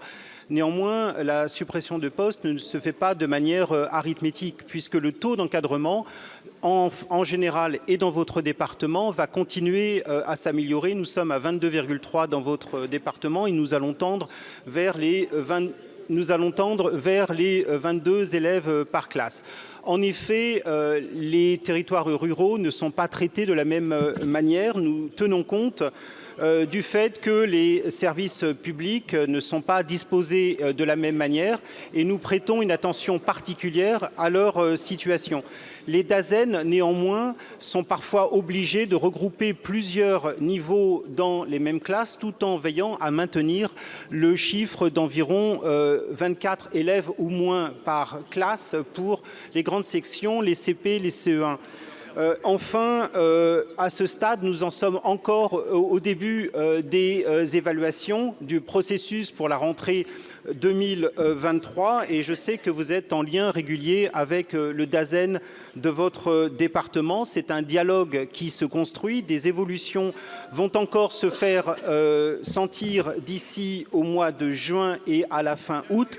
Nous sommes donc actuellement dans un processus. Rien n'est définitif et le dialogue avec les élus locaux est maintenu. Merci. Je vous remercie, monsieur le ministre. La parole est à madame Sandrine Rousseau pour le groupe écologiste. Madame la Présidente, Madame la Première ministre, j'étais tout à l'heure place d'Italie dans ma circonscription et il y avait beaucoup de monde, vraiment beaucoup de monde. Alors bien sûr, j'ai discuté avec les gens là-bas et ils et elles avaient des questions pour vous. Alors je vous les livre comme ça parce qu'elles étaient intéressantes ces questions. D'ailleurs, ça vaudrait le coup, je vous assure, que vous les entendiez, que vous les écoutiez, même que vous y répondiez, parce que vous savez ce que c'est, cette sagesse de la rue. C'est un vrai truc. Alors, je vais commencer par Lisa. Elle avait cette question pour vous, je cite. Croyez-vous vraiment que les gens de plus de 55 ans au RSA retrouveront du travail pour cotiser? Bon, bien sûr, je précise, elle ne parlait pas des 15 à 20 heures de travail gratuit obligatoire que vous imposez, mais d'un vrai travail avec un vrai salaire. Ensuite, il y avait Pierre. Sa question était la suivante. Pourquoi ce serait aux petites gens de payer pour que les retraites soient à l'équilibre? Bonne question. Ensuite, Thomas, avez-vous repéré, Madame la Première ministre, que dans un système comptable, il y avait des dépenses, mais aussi des recettes? Il faut dire que Thomas est économiste, alors forcément. Robin, ensuite. Je fais mes études, mais au rythme où ça va, j'ai peur de mourir avant ma retraite. Pourquoi ne pas prendre l'argent là où il est? Karine, elle se demandait pourquoi le gouvernement dit-il que ce truc se fait pour l'intérêt de tous, alors que ça touche uniquement les plus précaires, les carrières hachées et les carrières longues. Ensuite, Nicolas. Au sujet du handicap, est-ce que les RQTH seront concernés aussi par les trimestres supplémentaires? Maryse, est-on censé mourir au travail? Nathalie, elle demande comment sont comptées les années de travail des sans-papiers? Ce n'est pas précisé dans ce projet. Lila, quand est-ce qu'on arrête les 49.3? Valérie, je n'ai pas envie de travailler jusqu'à 64 ans. Comment fait-on? Lenka, je suis médecin en retraite et c'est pour mes patients que je suis là. Et tous les troubles musculo-squelettiques que j'ai soignés, que vont-ils devenir? Marie-Pierre, 83 ans, voulait que vous vous souveniez qu'avant vous étiez socialiste. Pourquoi avoir tant changé? Saïd, pompier professionnel, et à ce titre... Merci beaucoup. S'il vous plaît, c'est fini. Un peu de silence, s'il vous plaît. La parole est à Monsieur Olivier Dussopt, ministre du Travail, du Plein Emploi et de l'Insertion. Merci Madame la Présidente. Madame la députée Rousseau, je note que vous avez besoin qu'on vous aide à poser vos questions. Je note que vous avez besoin qu'on vous aide à poser vos questions et je note dans les questions que vous faites mine de relayer ici qu'en réalité, vous ne faites qu'écho aux désinformations, aux fake news, aux mensonges que vous ne cessez de proférer sur le système de retraite. Je note une différence entre nous, Madame Rousseau. Je note une différence entre nous et entre vous. Je note, mais je suis sûr que Madame Rousseau va prendre plaisir à écouter la fin de ma réponse, pardonnez-moi. Je note une grande différence entre vous et les bancs de cette majorité. Cette différence, elle ne tient qu'en un mot, responsabilité. Je vous remercie, Monsieur le Ministre. La parole est à Monsieur... S'il vous plaît. La parole est à Monsieur Kevin Pfeffer pour le Rassemblement national. Merci Madame la Présidente. Monsieur le Ministre Combes, maltraitance par négligence, rationnement de la nourriture et des équipements de soins, manque de personnel, détournement de fonds publics, il y a un an, éclatait le scandale de la gestion de nos EHPAD avec Orpea au banc des accusés. Les membres du gouvernement et les députés de la majorité défilaient alors sur les plateaux, larmes aux yeux, main sur le cœur, pour nous promettre qu'il y aurait un avant et un après. Mais de l'aveu du président de l'Observatoire du grand âge, en un an, rien n'a changé, les contrôles sont faits à la va-vite, bref, rien de nouveau pour nos anciens, toujours en grande difficulté. Vous avez annoncé que les inspections autrefois faites tous les 20 à 30 ans devraient couvrir les 7500 établissements français d'ici 2024. Mais avec seulement 18% contrôlés à ce jour, l'objectif ne sera pas tenu. Pire, il n'existe toujours aucun référentiel comme base de contrôle et le syndicat des directeurs d'EHPAD fait ce terrible constat. Le plus souvent, on nous demande d'envoyer par e-mail des documents comptables et administratifs. Alors que la maltraitance continue, vous avez tous refusé il y a quelques jours une proposition de loi de bon sens présentée par notre collègue Lavalette permettant d'étendre le droit de visite des parlementaires, notamment dans nos EHPAD. Le taux d'encadrement moyen de 3 soignants pour 10 résidents est au centre du problème. Dans son rapport publié mi-janvier, la Défenseure des droits réaffirme qu'en dessous de 8 encadrants pour 10 résidents, malgré toute la bonne volonté et la bienveillance de nos soignants, on ne peut pas travailler sans maltraitance. Et ça n'est pas le PLFSS 2023 qui ouvre 3000 recrutements, alors qu'il en faudrait 20 000 en urgence, qui résoudra ce problème. Alors, Monsieur le Ministre, combien de lanceurs d'alerte, combien de signalements par plateforme numérique et combien de rapports vous faudra-t-il encore? La loi sur le grand âge se fait attendre depuis 25 ans. Ma question est simple, quand est-ce que nos aînés seront enfin mieux considérés? Je vous remercie. La parole est à Monsieur Jean-Christophe Combe, ministre des Solidarités, de l'Autonomie et des Personnes handicapées. Merci Madame la Présidente, Mesdames et Messieurs les députés, Monsieur le député Pfeffer. Vous l'avez rappelé, il y a un an, la publication des Fossoyeurs a provoqué un choc de conscience chez l'ensemble de nos compatriotes. Ce choc a été terrible et il a été suivi d'une réponse puissante de la part des pouvoirs publics une réponse puissante pour éradiquer de nos établissements, de nos EHPAD, mais aussi des activités à domicile, des actes scandaleux qui ont été à nouveau rappelés il y a quelques jours dans un certain nombre de reportages. Cette réponse puissante, elle est passée d'abord par une série de contrôles, le contrôle de l'ensemble de nos EHPAD. 400 EHPAD ont été contrôlés immédiatement après le choc et la publication des Fossoyeurs. Plus de 1400 ont été contrôlés à ce jour. Et je peux vous confirmer que le 7500 que compte notre pays le seront d'ici à la fin de l'année 2024. Ces contrôles ont donné lieu à des réponses fortes, plus de 1800 injonctions, 11 saisines du procureur de la République. Il faut maintenant que les choses s'accélèrent pour faire en sorte que les choses changent de façon concrète dans l'ensemble de nos EHPAD. Je l'ai dit, j'ai fait de la question de la lutte contre la maltraitance dans les établissements une des priorités de mon action. Je lancerai dans quelques jours les états généraux de la lutte contre la maltraitance pour réunir l'ensemble des parties prenantes ainsi qu'une plateforme de signalement, parce qu'il est important, comme l'ont fait les lanceurs d'alerte, que la parole puisse se libérer dans les établissements et que les familles puissent signaler l'ensemble de ces maltraitances, et c'est ce qui se passe aujourd'hui. Après, pour faire face au vieillissement de la population, notre pays doit aujourd'hui s'organiser, grâce notamment aux 9 milliards d'euros qui sont inscrits dans la trajectoire de la branche autonomie, grâce aussi au lancement du recrutement de 50 000 professionnels soignants dans nos EHPAD pour les 5 ans qui viennent, grâce aussi au nombre de places qui sera augmenté dans les services de soins infirmiers à domicile. Merci, Monsieur le Ministre. La parole est à Monsieur Mathieu Lefèvre pour le groupe Renaissance. Merci, Madame la Présidente. Ma question s'adresse à Monsieur le ministre de l'Intérieur et des Outre-mer et j'y associe ma collègue Caroline Yadan.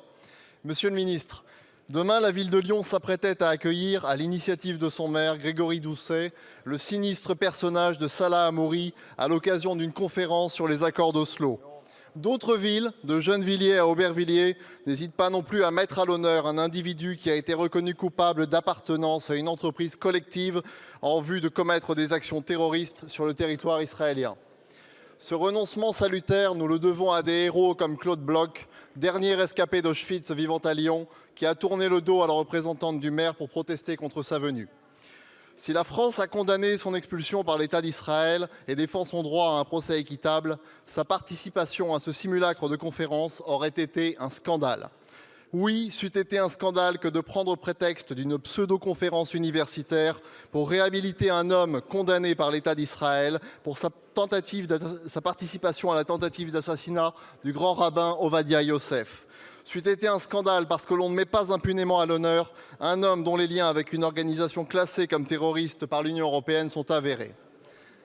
Cette banalisation de la haine n'est hélas que le dernier épisode d'une tentative de réhabilitation de cet individu par une partie de cet hémicycle qui, dans l'indécence la plus totale, a osé comparer son extradition à une déportation, n'hésitant pas à l'acclamer à sa descente d'avion ou à le recevoir au sein de notre institution, la déshonorant de sa présence.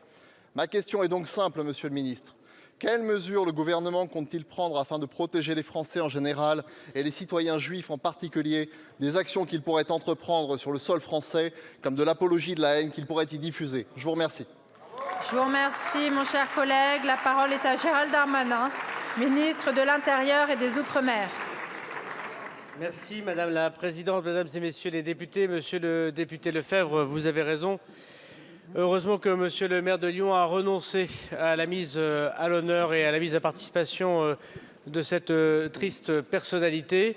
Je crois à la fois que les appels de sa propre population, notamment lors de la commémoration de ce week-end, comme vous l'avez très bien dit, mais également de la représentante de l'État, puisque à ma demande, la préfète de la région Rhône-Alpes-Auvergne a évoqué avec le maire de Lyon que si jamais cette conférence était maintenue, elle serait proposée d'être interdite par l'État pour menace à l'ordre public. Il est heureux que le maire de Lyon ait renoncé à son projet mortifère, parce qu'il ne peut y avoir en aucun cas un doute sur la lutte contre l'antisémitisme dans notre pays. Je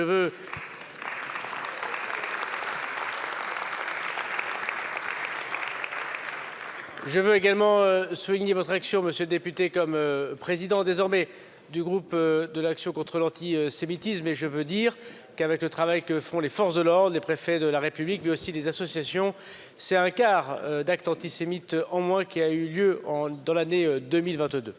Cependant, il ne faut pas crier victoire, puisque encore 430 actes antisémites ont eu lieu en 2022, des insultes, des attaques physiques, des attaques contre des lieux de culte, contre des écoles confessionnelles, et vous le savez, d'innombrables insultes et ignominies sur les réseaux sociaux. Devant la mobilisation de toute la France, parce que le problème de l'antisémitisme, c'est le problème de tous les Français, et pas simplement de nos concitoyens juifs. 1500 cyberpatrouilleurs seront au rendez-vous de la loi de modernisation du ministère de l'Intérieur que vous avez votée. C'est aussi le cas d'ouverture désormais 24 heures sur 24 de Pharos, qui permet de signaler la haine en ligne, et bien évidemment la protection de tous les lieux de culte juifs, de leurs lieux communautaires et des écoles qui ont malheureusement connu, vous le savez, le terrorisme des années précédentes. Je sais que votre bureau, c'est le terrain, monsieur le député. Aidez-nous à travailler ensemble contre l'antisémitisme. Merci beaucoup, monsieur le ministre. La parole est à monsieur Mansour Kamardine pour le groupe Les Républicains. Merci, Madame la Présidente. Madame la Première ministre, les présidents Ciotti et Marlex ont exprimé leur volonté d'accompagner le gouvernement dans une réforme des retraites qui soit juste, en particulier pour les petites retraites. Si pour le gouvernement, la réforme juste concerne le territoire métropolitain, pour le groupe LR, la réforme juste concerne aussi les ultramarins. Or, les ultramarins partent en moyenne plus tard en retraite, perçoivent des pensions plus faibles et meurent plus jeunes. Encore sur ces territoires, la retraite moyenne est pour une carrière complète est de moins 20% en dessous de la moyenne nationale et le taux de grande pauvreté des retraités est 13 fois supérieur à celui des métropoles. Pire encore, à Mayotte, la pension moyenne est de 276 €, alors que l'allocation de solidarité pour les personnes âgées est plafonnée pour des raisons que j'ignore à 50% de celles de droit commun. La réforme des retraites est donc une occasion à saisir pour améliorer deux situations spécifiques. Le système de retraite à Mayotte et les petites retraites agricoles outre-mer, notamment aux Antilles. C'est pourquoi le groupe LR vous propose de mettre en place, outre-mer, un dispositif de rachat de trimestres à un prix raisonnable pour les agriculteurs et les travailleurs agricoles ultramarins, de supprimer sans délai la discrimination de la décote de 50% de la SPA à Mayotte et de porter la pension moyenne à Mayotte au moins de 276 à 400 €. Aussi, je vous demande, Madame la Première ministre, de dire les initiatives que vous envisagez de prendre pour répondre à nos propositions et améliorer le sort des retraités outre-mer. Je vous remercie, mon cher collègue. La parole est à monsieur Olivier Dussopt, ministre du Travail, du Plein Emploi et de l'Insertion. Merci Madame la Présidente. Monsieur le député Kamardine, vous évoquez la situation des retraites outre-mer et vous avez raison de souligner combien ces régimes, ou plutôt ce régime ainsi appliqué outre-mer, crée des différences. Il y a plusieurs aspects dans votre question. Il y a d'abord la question des salariés de l'agriculture. J'ai eu l'occasion de dire que nous avons un défi qui est de faire en sorte qu'au-delà du régime général, la mise en place du régime complémentaire Agirc-Arrco pour les salariés du secteur de l'agriculture doit être une priorité, mais cette priorité relève de la discussion entre les partenaires sociaux, puisque ce sont eux qui assurent la gouvernance d'Agirc-Arrco. Nous pouvons y travailler ensemble, à la fois pour un travail de conviction et faire en sorte que ces salariés de l'agriculture dans les territoires d'outre-mer puissent être mieux couverts et justement couverts. Vous avez aussi évoqué la question des retraités à Mayotte. Vous savez mieux que personne, monsieur le député, que la situation que nous connaissons à Mayotte est très caractéristique. Un régime obligatoire qui n'existe que depuis 1987, l'absence de régime complémentaire obligatoire, une durée de cotisation constatée qui est particulièrement basse et aujourd'hui, nous n'avons que 2500 bénéficiaires du système de retraite pour un montant de retraite, vous l'avez dit, de 287 €, ce qui est extrêmement bas.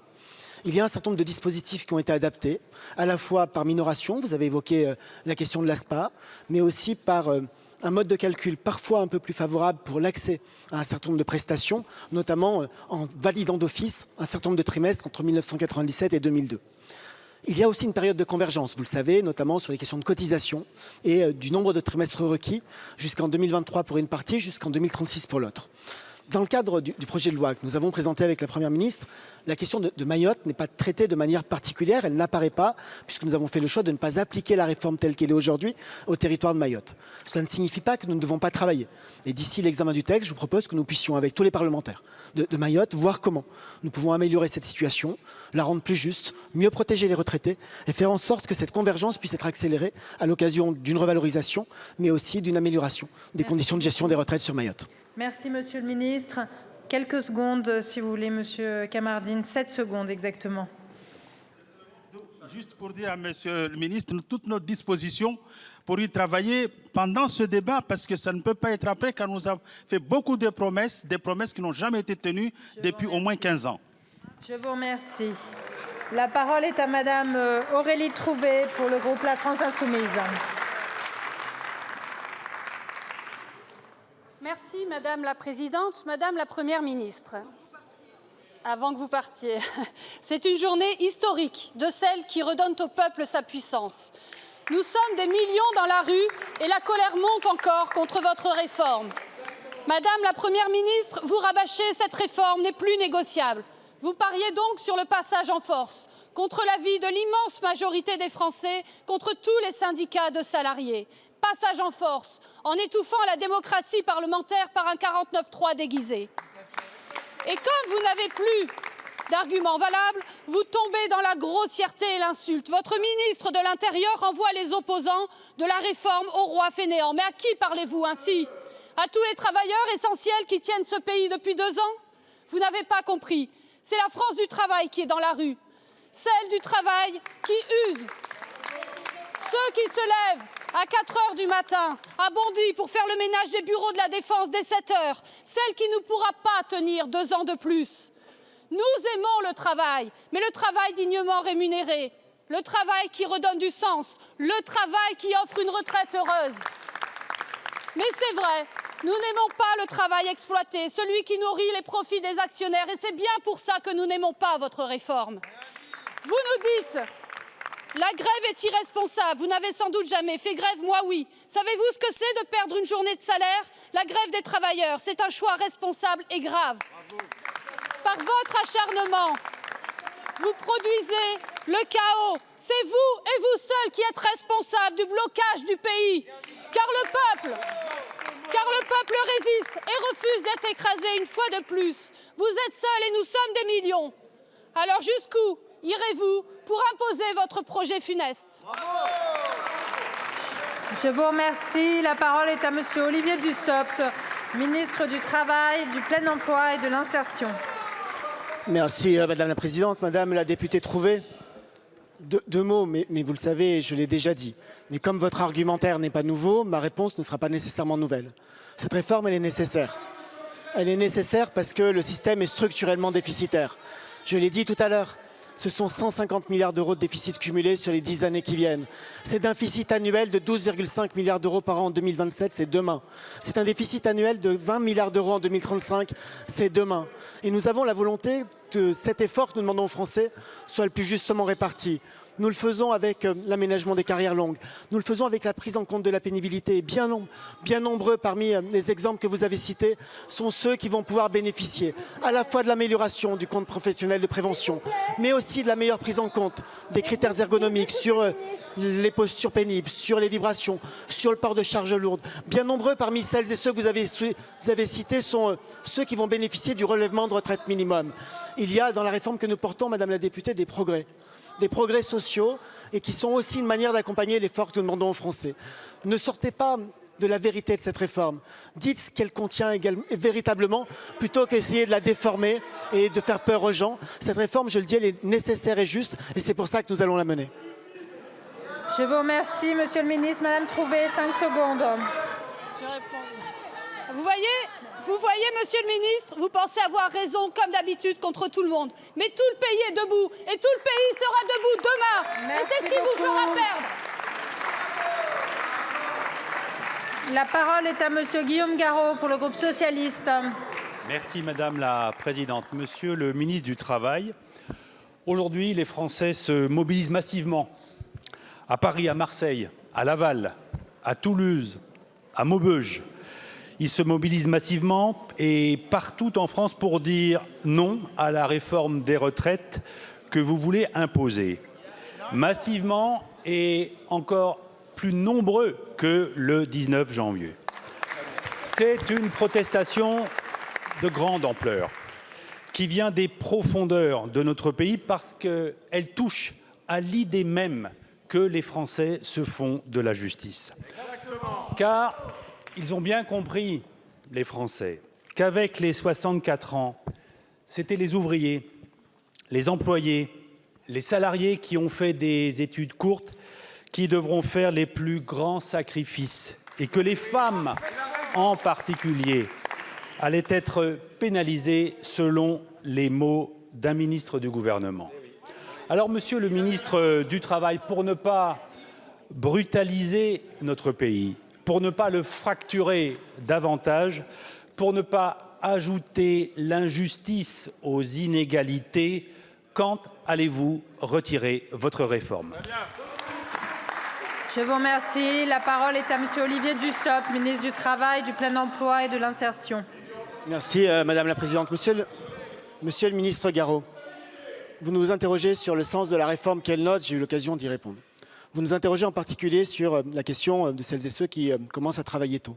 Le dispositif que nous mettons en place est un dispositif qui permet justement de mieux protéger celles et ceux qui commencent à travailler tôt.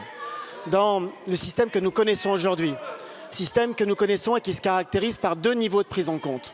C'est ceux qui ont travaillé avant 16 ans, ils sont peu nombreux, et qui peuvent partir à 58 ans, et ceux qui peuvent partir à 20 ans, qui bénéficient, si l'on peut dire, de 2 années de départ anticipé. Nous créons un 3e niveau pour tenir compte de ceux qui commencent à travailler entre 16 et 18 ans. C'est cette mesure qui va permettre justement que l'effort que nous attendons des Français soit le plus justement réparti et de protéger ceux qui ont commencé à travailler extrêmement tôt. Qu'est-ce qui, aujourd'hui, amène les uns et les autres à travailler plus tard? Certes, le relèvement de l'âge que nous proposons. Mais il y a une autre raison, et vous le savez. C'est la réforme que vous et moi avons votée en 2013. Vous étiez membre du gouvernement. Lorsque a été voté le passage de 42 à 43 annuités, la durée minimum pour avoir droit à une retraite à taux plein. Et aujourd'hui, je suis parfois moi aussi perplexe.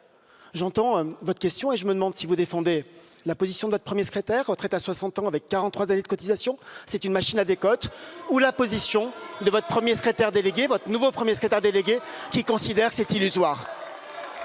Je vous remercie, monsieur le ministre. Monsieur Garot. Oui. Le débat sera utile, monsieur le ministre, s'il est de bonne foi et si vous ne recourez pas à la malhonnêteté intellectuelle. Vous avez d'abord essayé de nous faire croire que cette réforme était juste. Personne ne vous a cru.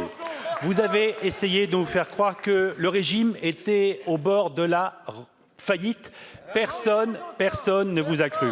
Et vous nous dites aujourd'hui que les Français doivent faire un effort et que vous voulez imposer les 64 ans. Nous ne vous suivrons pas davantage. Sortez de votre obstination, sortez de votre entêtement et écoutez les Français. Je vous remercie. La parole est à madame Fanta Berete pour le groupe Renaissance.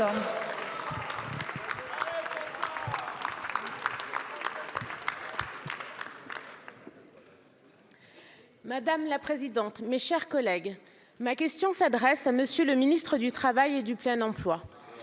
Monsieur le ministre, tandis que s'ouvre cette semaine l'examen sur le projet de loi retraite, nous devons à la population d'avancer dans un contexte serein.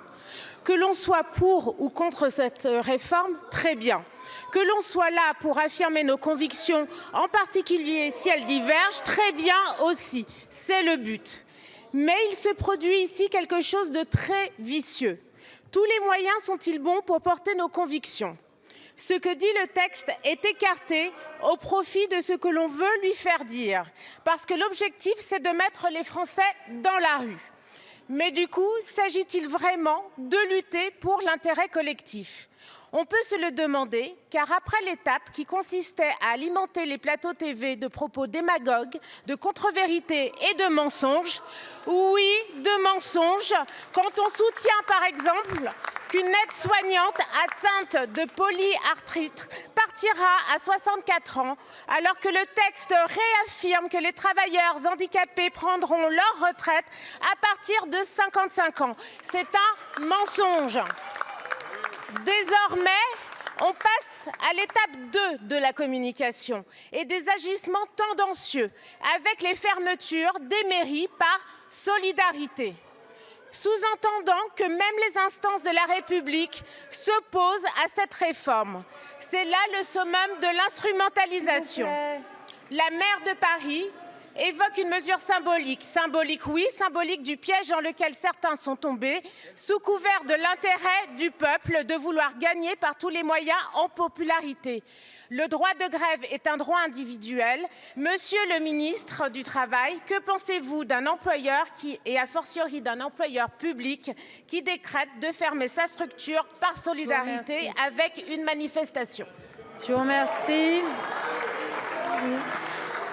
La parole est à monsieur Olivier Dussopt, ministre du Travail, du Plein Emploi et de l'Insertion. Alors, s'il vous plaît, est-ce que le ministre peut répondre à la question?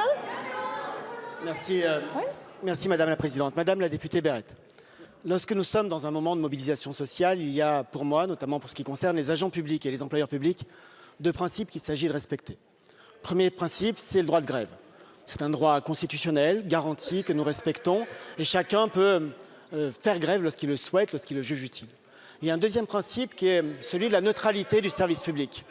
Vous me posez, Madame la députée, la question du droit, et notamment l'appréciation que nous pourrions porter sur les déclarations, les décisions de la maire de Paris ou d'autres maires dans le pays. Je pourrais évoquer la décision du Conseil d'État de 2005, qui a rappelé que les bâtiments publics et les mairies au premier lieu devaient rester neutres et qu'elles ne pouvaient pas être affichées, qu'ils ne pouvaient être affichés de signes symboliques, politiques ou philosophiques sur les façades des équipements municipaux et des équipements publics. Je pourrais évoquer la Cour d'appel administrative de Lyon, qui a condamné la fermeture d'une mairie qui avait fermé ses services en solidarité avec un mouvement social.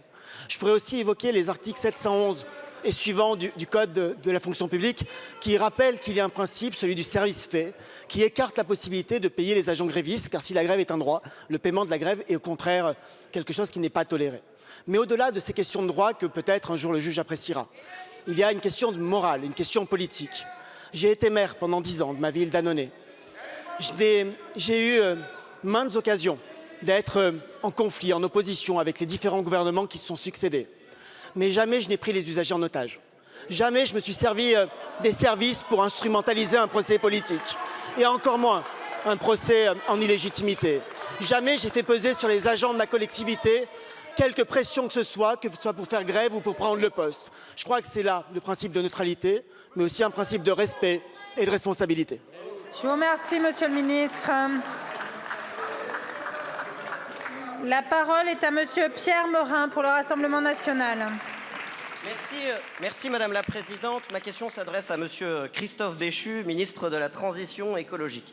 Monsieur le ministre, demain, le prix des péages va augmenter de 4,75%. Comme d'habitude, vous invoquez l'inflation pour vous dédouaner. Mais les Français doivent savoir qu'en l'occurrence, c'est faux. Nous apprenons l'existence d'un rapport de l'Inspection générale des finances déposé sur votre bureau en 2021. Ce rapport est opportunément resté dans un placard à quelques mois de la présidentielle. Nous apprenons que depuis 2006, la rentabilité des grandes sociétés d'autoroutes serait passée de 7 à 12%. L'IGF indiquerait qu'avec la même qualité de service public, le prix des péages pourrait être baissé, écoutez bien, de 60%. Enfin, si nos autoroutes étaient toujours exploitées par l'État, les caisses pourraient récolter 50 milliards d'euros. Vous cherchez de l'argent pour équilibrer le système des retraites. Au lieu de faire de la casse sociale, allez chercher cet argent dans la poche des actionnaires des sociétés autoroutières. Monsieur le ministre, je vous ai envoyé la semaine dernière un courrier. Vous devez communiquer à la représentation nationale ce rapport. Que cachez-vous? Vous l'avez refusé tout à l'heure. Et vous osez vous féliciter d'une baisse de 5% pour les plus riches qui achètent une voiture électrique pour les péages. Voilà. Il est inacceptable que les Français qui bossent trinquent sur l'autel de la rentabilité des grandes entreprises autoroutières. Depuis des années, Marine Le Pen demande la nationalisation des autoroutes car il s'agit du bien commun des Français. De façon plus générale, votre gouvernement a passé les 6 dernières années à matraquer les automobilistes avec une constance qui frise le sadisme. Vous refusez de baisser les taxes sur le carburant, vous les avez même augmentées. Vous instaurez des ZFE pour empêcher les plus modestes d'accéder au centre-ville. Vous avez misé sur une politique de sécurité routière du tout répressif. Ma question est donc la suivante. Quand allez-vous arrêter de matraquer les automobilistes et enfin défendre le pouvoir d'achat des Français ? Je vous remercie. La parole est à Christophe Béchu, ministre de la Transition écologique et de la cohésion des territoires. Madame la présidente, mesdames et messieurs les députés, monsieur le député Pierre Meurin. Il y a deux parties dans votre question. Une spécifique qui rejoint de manière totale la question de la France insoumise et qui nous rappelle que les propositions de Marine Le Pen sont les mêmes que celles de Jean-Luc Mélenchon.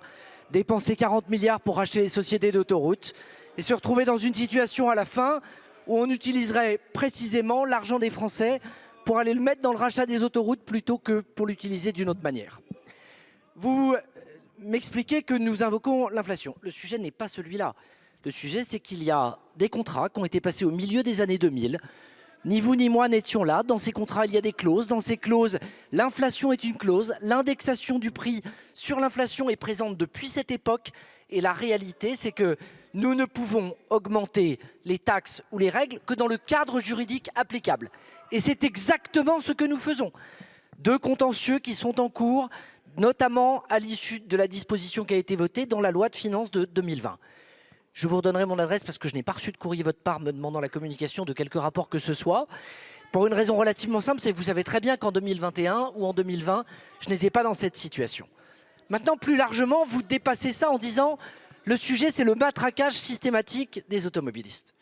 Monsieur Meurin, je sais que vous êtes un partisan du retour inconditionnel aux 90 km/h, des 24 points au lieu des 12, et du fait de considérer qu'il faut, vis-à-vis des automobilistes, passer à une espèce de vision qui consisterait à les encourager. Mais celui qui porte une vision idéologique, c'est vous. La constance que nous avons, c'est la protection des Français. Ça vaut pour les règles de sécurité routière, ça vaut pour la protection contre la surmortalité qui est liée à la pollution de nos villes et aux moteurs diesel, et ça vaut aussi avec la lutte contre les dérèglements climatiques. Votre scepticisme sur ces questions explique sans doute le radicalisme de vos positions. Je vous remercie, monsieur le ministre. Monsieur Meurin, quelques secondes. Oui, vous ne m'avez pas répondu. Je voulais savoir si on allait avoir la communication de ce rapport. Je vous remercie. La parole est à monsieur Pierre Dharréville pour le groupe GDR. Merci Madame la Présidente. Madame la Première ministre, Monsieur le Ministre, rude journée pour vous. Si on regarde la situation un peu froidement, avec un peu de recul, vous êtes en fâcheuse posture. Alors vous avez essayé d'imposer une réforme qui n'a pas de majorité. L'ensemble des organisations syndicales a appelé à manifester. Le pays est dans la rue encore plus fort aujourd'hui. Il faut mesurer, je crois, l'ampleur de la colère. Et même dans votre majorité, sur les bancs de la droite, le doute s'est installé. Vous avez déployé pourtant une énergie considérable à essayer de convaincre, à discréditer, à décourager.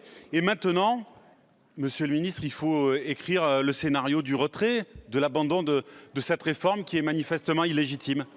C'est le plus sage. C'est ce qui vous honorerait le plus. Tout le monde louerait votre esprit de lucidité, de responsabilité, car personne ne croit quand vous parlez de justice, de progrès social. Personne ne vous croit quand vous vous présentez en sauveur du système. Tout le monde a bien compris la brutalité de cette réforme, la dégradation sans justification du droit à la retraite, 2 ans de volet. Tout le monde a bien compris que votre projet, c'est d'allonger le temps de travail d'un maximum de gens et de faire baisser les pensions des autres. Finalement, il faut le prendre, Monsieur le ministre, avec philosophie. Vous avez essayé, vous n'avez pas réussi. Et la République va mieux quand le gouvernement est en phase avec la volonté populaire. Elle en sort grandie quand d'un conflit, on trouve l'issue et l'apaisement dans la justice. Ce sera un moment désagréable, je ne veux pas vous le cacher, un moment désagréable à passer, mais il faut s'y préparer. Le plus tôt sera le mieux. Monsieur le ministre, vous serez soulagé ensuite. Et le monde du travail aussi sera soulagé. La seule issue raisonnable, c'est de renoncer. Alors je comprends que vous n'allez pas pouvoir me le dire maintenant, là, tout de suite, je comprends bien, d'autant que je voulais m'adresser à la Première ministre et elle est partie, mais dites-nous au moins à quelle heure vous avez rendez-vous pour réévaluer la situation et quel pourrait être le calendrier d'une telle annonce. Je vous remercie, mon cher collègue. La parole est à monsieur Olivier Dussopt, ministre du Travail, du Plein Emploi et de l'Insertion. Madame la Présidente, monsieur le député d'Aréville, d'abord merci pour vos propos et pour la bienveillance avec laquelle vous exprimez votre crainte que cela pourrait être un moment désagréable à passer. Je n'ai aucun doute sur votre bienveillance en la matière. Je ne suis pas tout à fait convaincu que ce soit votre priorité première dans la semaine que nous passons. Mais ceci étant dit, vous me dites écrivez le scénario du retrait. Mais vous savez, le scénario du retrait, nous le connaissons. Si nous retirions cette réforme, le système serait déficitaire, il s'écroulerait, et la pension, le niveau moyen de revenus, le niveau moyen des pensions des retraités baisserait de 20%, comme c'est indiqué dans le Conseil d'orientation du corps. Je ne suis pas sûr, monsieur le député, que vous souhaitiez la fin du système par répartition, et je suis encore moins convaincu que vous souhaitiez devoir baisser le niveau de vie relatif des retraités dans notre pays. Vous souhaitez protéger les deux, nous souhaitons aussi protéger les deux, c'est la raison pour laquelle nous portons cette réforme, pour équilibrer le système, pour faire en sorte qu'il soit pérennisé et faire en sorte que ça se passe le plus justement possible. Je vous remercie, monsieur le ministre. Plus de temps, monsieur Daréville.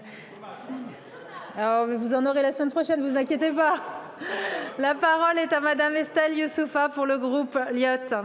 Merci Madame la Présidente. Mes chers collègues, ma question s'adresse au ministre Dussopt, ministre du Travail, du Plein Emploi et de l'insertion. Je veux prendre ici le relais de mon collègue de Mayotte et expliciter la réalité des retraites à Mayotte. Il y a 2615 retraités à Mayotte. Vous les avez oubliés et vous nous invitez à y réfléchir ensemble, soit, dont acte. Gagnons un peu de temps et rappelons que le plafond de calcul de la sécurité sociale, qui sert de base pour ce calcul, est fixé par le gouvernement à 65,3% du montant national. C'est votre entière responsabilité. Paris nivelle Mayotte par le bas. Effectivement, la retraite moyenne est de 276 € à Mayotte, 276 € par mois, en deçà du seuil national de pauvreté. À Mayotte, nos anciens sont condamnés à l'indignité. Le système leur promet l'indigence. À Mayotte, la retraite la plus faible s'élève à 9 € par mois.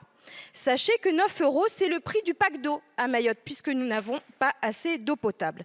Parce qu'il est impossible de parler de retraite sans parler du coût de la vie. Le coût du panier alimentaire est, je vous le rappelle, 60% plus cher à Mayotte. L'inflation dépasse celle de l'Hexagone et atteint 7,1% sur notre île. Au 1er janvier, le SMIC national est passé à 1700,0928 € pour l'Hexagone. À Mayotte, il a été augmenté à 1290 €. Nous travaillons tout autant, je rassure tout le monde, mais nous sommes payés 418 € de moins. Encore une discrimination par décret, une pauvreté systémique pour nous, Mahoraises et Mahorais. Vous parlez de justice pour cette réforme qui ne propose rien pour Mayotte, rien pour les ultramarins, rien pour les fonctionnaires ultramarins qui voient s'éteindre l'indemnité temporaire de retraite. Ils demandent simplement à cotiser davantage pour espérer une retraite digne. Quelle justice pour les travailleurs et les retraités de Mayotte? Quelles mesures proposez-vous? Je vous remercie. Je vous remercie. La parole est à Olivier Dussopt, ministre du Travail. Merci Madame la Présidente. Madame la députée, d'abord un mot pour vous dire que nous n'avons pas oublié les retraités de Mayotte. Je l'ai dit tout à l'heure en réponse à Monsieur Kamardine. Nous savons très bien la situation particulière du régime de retraite à Mayotte. Il est très récent, je l'ai dit tout à l'heure, créé en 1987 pour le régime de base obligatoire. Il n'y a pas de régime complémentaire obligatoire. Il n'y a que 2500 pensionnés aujourd'hui. Et lorsque nous regardons quelle est la carrière, quelle est la reconstitution de carrière des retraités concernés, il n'apparaît que 9 années réellement cotisées. Mais nous savons que tout ça est finalement le fruit d'une histoire qui a été plus longue à construire d'un point de vue administratif. Il y a des périodes de convergence que nous observons aujourd'hui. Convergence sur l'assiette de cotisation. Elle doit se terminer en 2036. Convergence sur le nombre de trimestres exigibles pour avoir droit à une retraite à taux plein. Convergence aussi sur les questions relatives aux complémentaires. Je l'ai évoqué tout à l'heure. Le résultat et la situation est... Pardon, madame, je vais jusqu'au bout de ma réponse. Vous l'avez dit vous-même. La retraite moyenne aujourd'hui à Mayotte est de 287 €. Est-ce que c'est acceptable? Non. Est-ce que c'est facile à résoudre? Non plus. Est-ce qu'appliquer le projet tel que nous le portons à Mayotte, à la situation des assurés et des pensionnés de Mayotte, serait possible? Ça n'est pas souhaitable, car les paramètres de ce projet ne correspondent pas à la réalité connue tant par les assurés que par les pensionnés à Mayotte. Je l'ai dit à M. Kamardine tout à l'heure, Mettons à profit cette période, mettons à profit ce texte, et mettons à profit le travail que nous avons à faire pour accélérer la convergence. Accélérer la convergence, ça passe par la revalorisation des pensions, ça passe par l'accélération de tous les paramètres de la convergence. Je ne sous-estime pas le travail, et je sais combien c'est une impatience que vous traduisez aujourd'hui par la colère que vous exprimez dans votre question. Mettons-nous tout simplement au travail. Le projet tel que nous le portons ne serait pas bon s'il était appliqué à Mayotte. Par contre, profitons de ce débat pour faire en sorte d'apporter des réponses à ceux que vous représentez ici. Je vous remercie, Monsieur le Ministre. La séance des questions au gouvernement est terminée. La séance est suspendue.